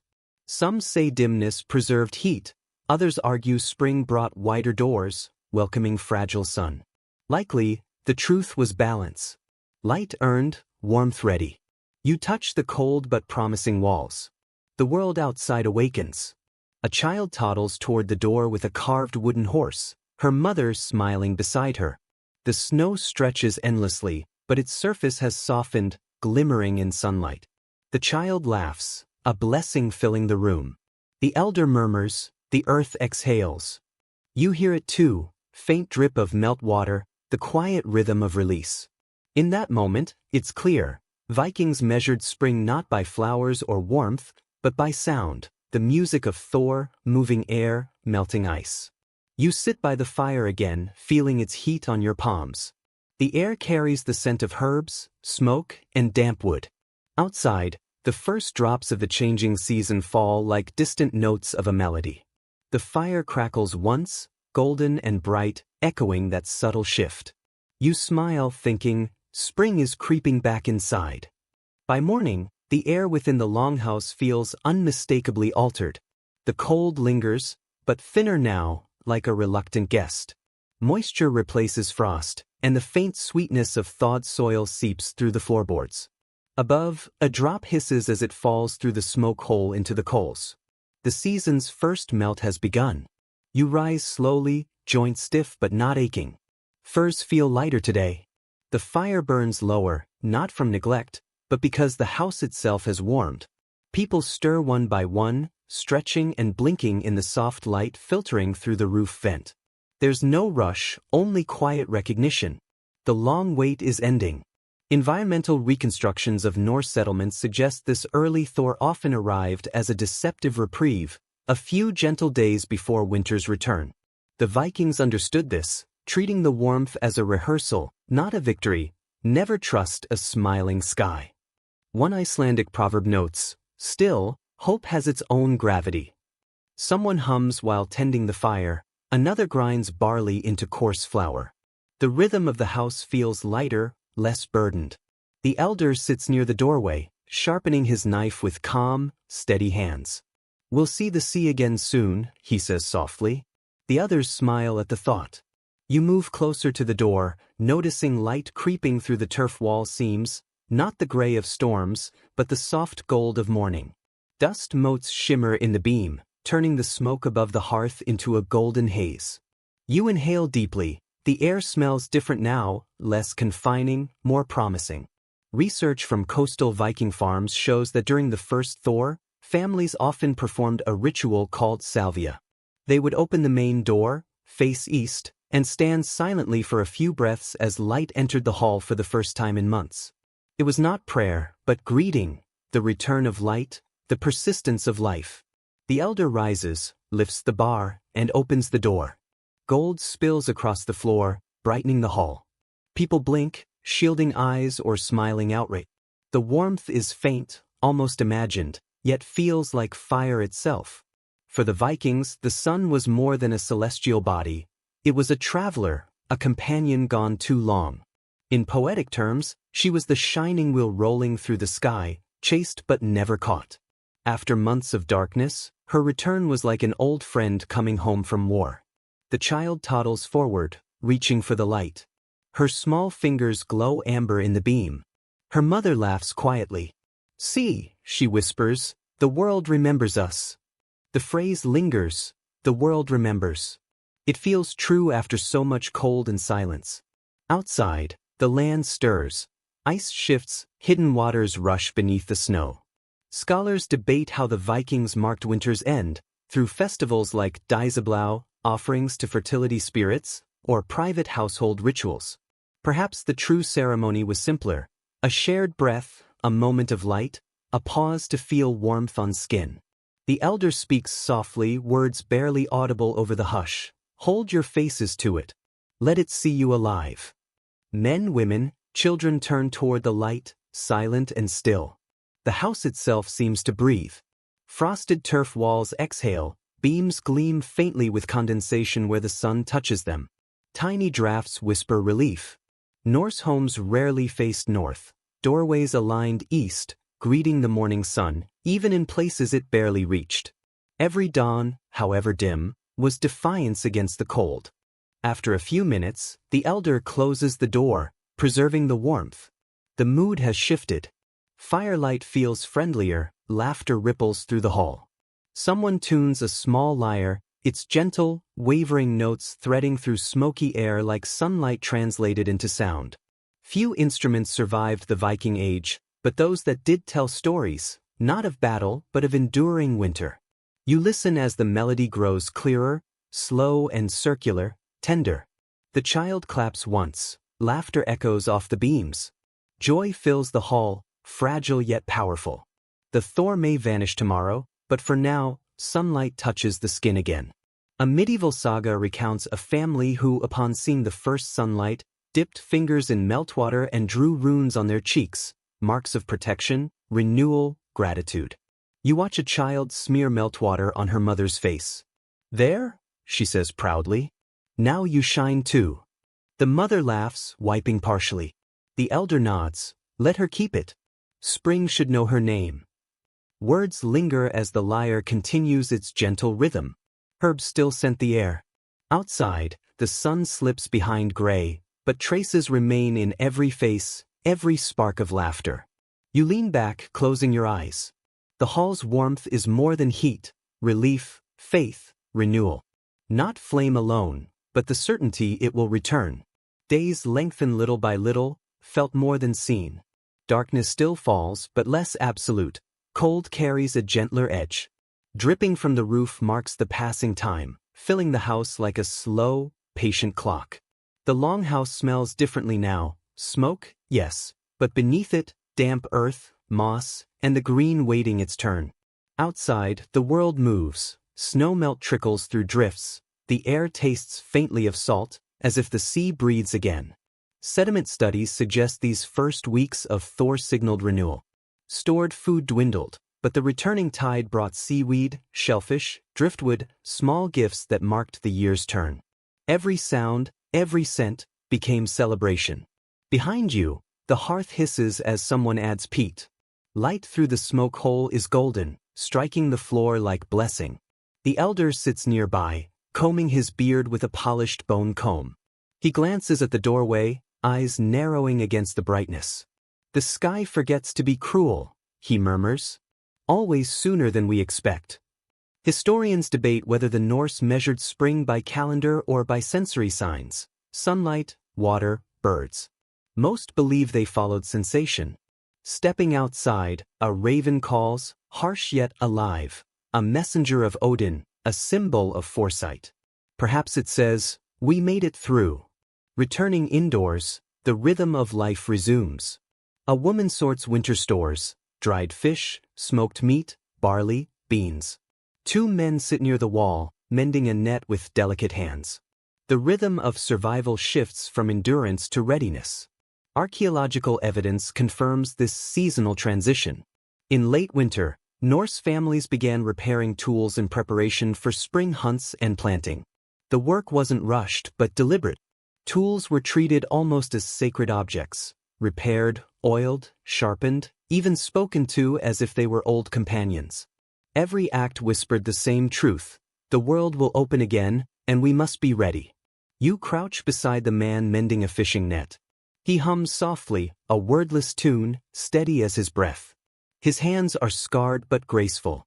Looking up, he smiles and says, "A net isn't made of string. It's made of faith." The words strike you. For him, it isn't poetry, it's fact. In a life governed by weather and chance, every act of preparation is an act of trust. To mend a net in the dark is to believe the sun will rise again. A fascinating discovery in Norse fishing villages revealed tiny charms carved into the wooden floats of nets, small runes for luck or warmth, as if to remind the sea itself to be kind. Perhaps these carvings were less superstition than conversation. The Vikings didn't separate themselves from nature, they spoke with it. A woman calls softly from the storeroom. "We still have enough," she says. "For 2 weeks, maybe more." The elder nods calmly. "Enough," he repeats, "is the word of spring." Everyone smiles, even the children. As evening falls, the atmosphere shifts. The fire glows brighter, casting walls in shades of honey and bronze. A faint wind carries the scent of melting snow, rich, heavy, promising. Grass, sea, and soil, the scents denied to them all winter, return. One woman begins to sing, not a lullaby, but a rhythmic work song. The melody rises and falls like oars cutting through waves. Others join, tapping, nodding, swaying. Children laugh, swept into the rhythm. Scholars studying Norse songs note many began as work chants to mark time during repetitive labor. But here, the purpose feels deeper. The song binds everyone together, just as the nets are bound by string. In Norse culture, women's voices were said to calm the hearth fire, men's to steady the wind during travel. Not magic, alignment with the world. When life depends on rhythm, you learn to live in harmony with it. The elder taps his knee in time with the tune. "The ice listens," he says softly. "It melts faster when we sing." Everyone laughs, but no one disagrees. Outside, dripping grows faster. The air feels warmer, though snow still holds. Inside the longhouse, life feels lighter, each person a thread in a fabric no storm could tear. You look around. The beams, the hearth, the smoke, unchanged. Yet everything hums with renewal. The Vikings didn't wait for spring. They called it forth, one voice, one song, one flame at a time. You close your eyes, listening, the fire crackling, the meltwater dripping. All is one sound, the world remembering how to move. The song fades, leaving quiet. Embers stir, a yawn breaks the silence. The elder stretches. Soon we'll walk in light again, he says. And for the first time in months, you believe him. The last night of winter arrives quietly. The longhouse stands calm, walls glistening with melt. The air is alive, gathering before change. You lie near the hearth, listening to snowmelt dripping, wood sighing in warmth. Fire burns low, steady, confident. People sleep easily, even the dogs sprawled comfortably. Environmental data shows this transition, from winter to spring, was brief but vital. Too early to plant, too late for pure survival. A time for repair, cleaning, and gratitude for the hearth that carried them through. The Vikings saw it not as an ending, but as a handover from endurance to rebirth. You add a piece of birchwood to the fire. It ignites instantly, bark flaring gold before settling into glow. The scent of resin feels almost luxurious. For the first time in months, you notice the air, lighter, sweeter, filled with the world beyond. Later Scandinavian folklore records a ritual of feeding the fire goodbye at winter's end, tossing herbs or salt into the flames in thanks, promising to awaken it next year. You find comfort in the thought, even a flame deserves gratitude. The elder rises, nodding at the fire. Carefully, he fills a clay bowl with glowing embers and carries it outside. Snow crunches underfoot.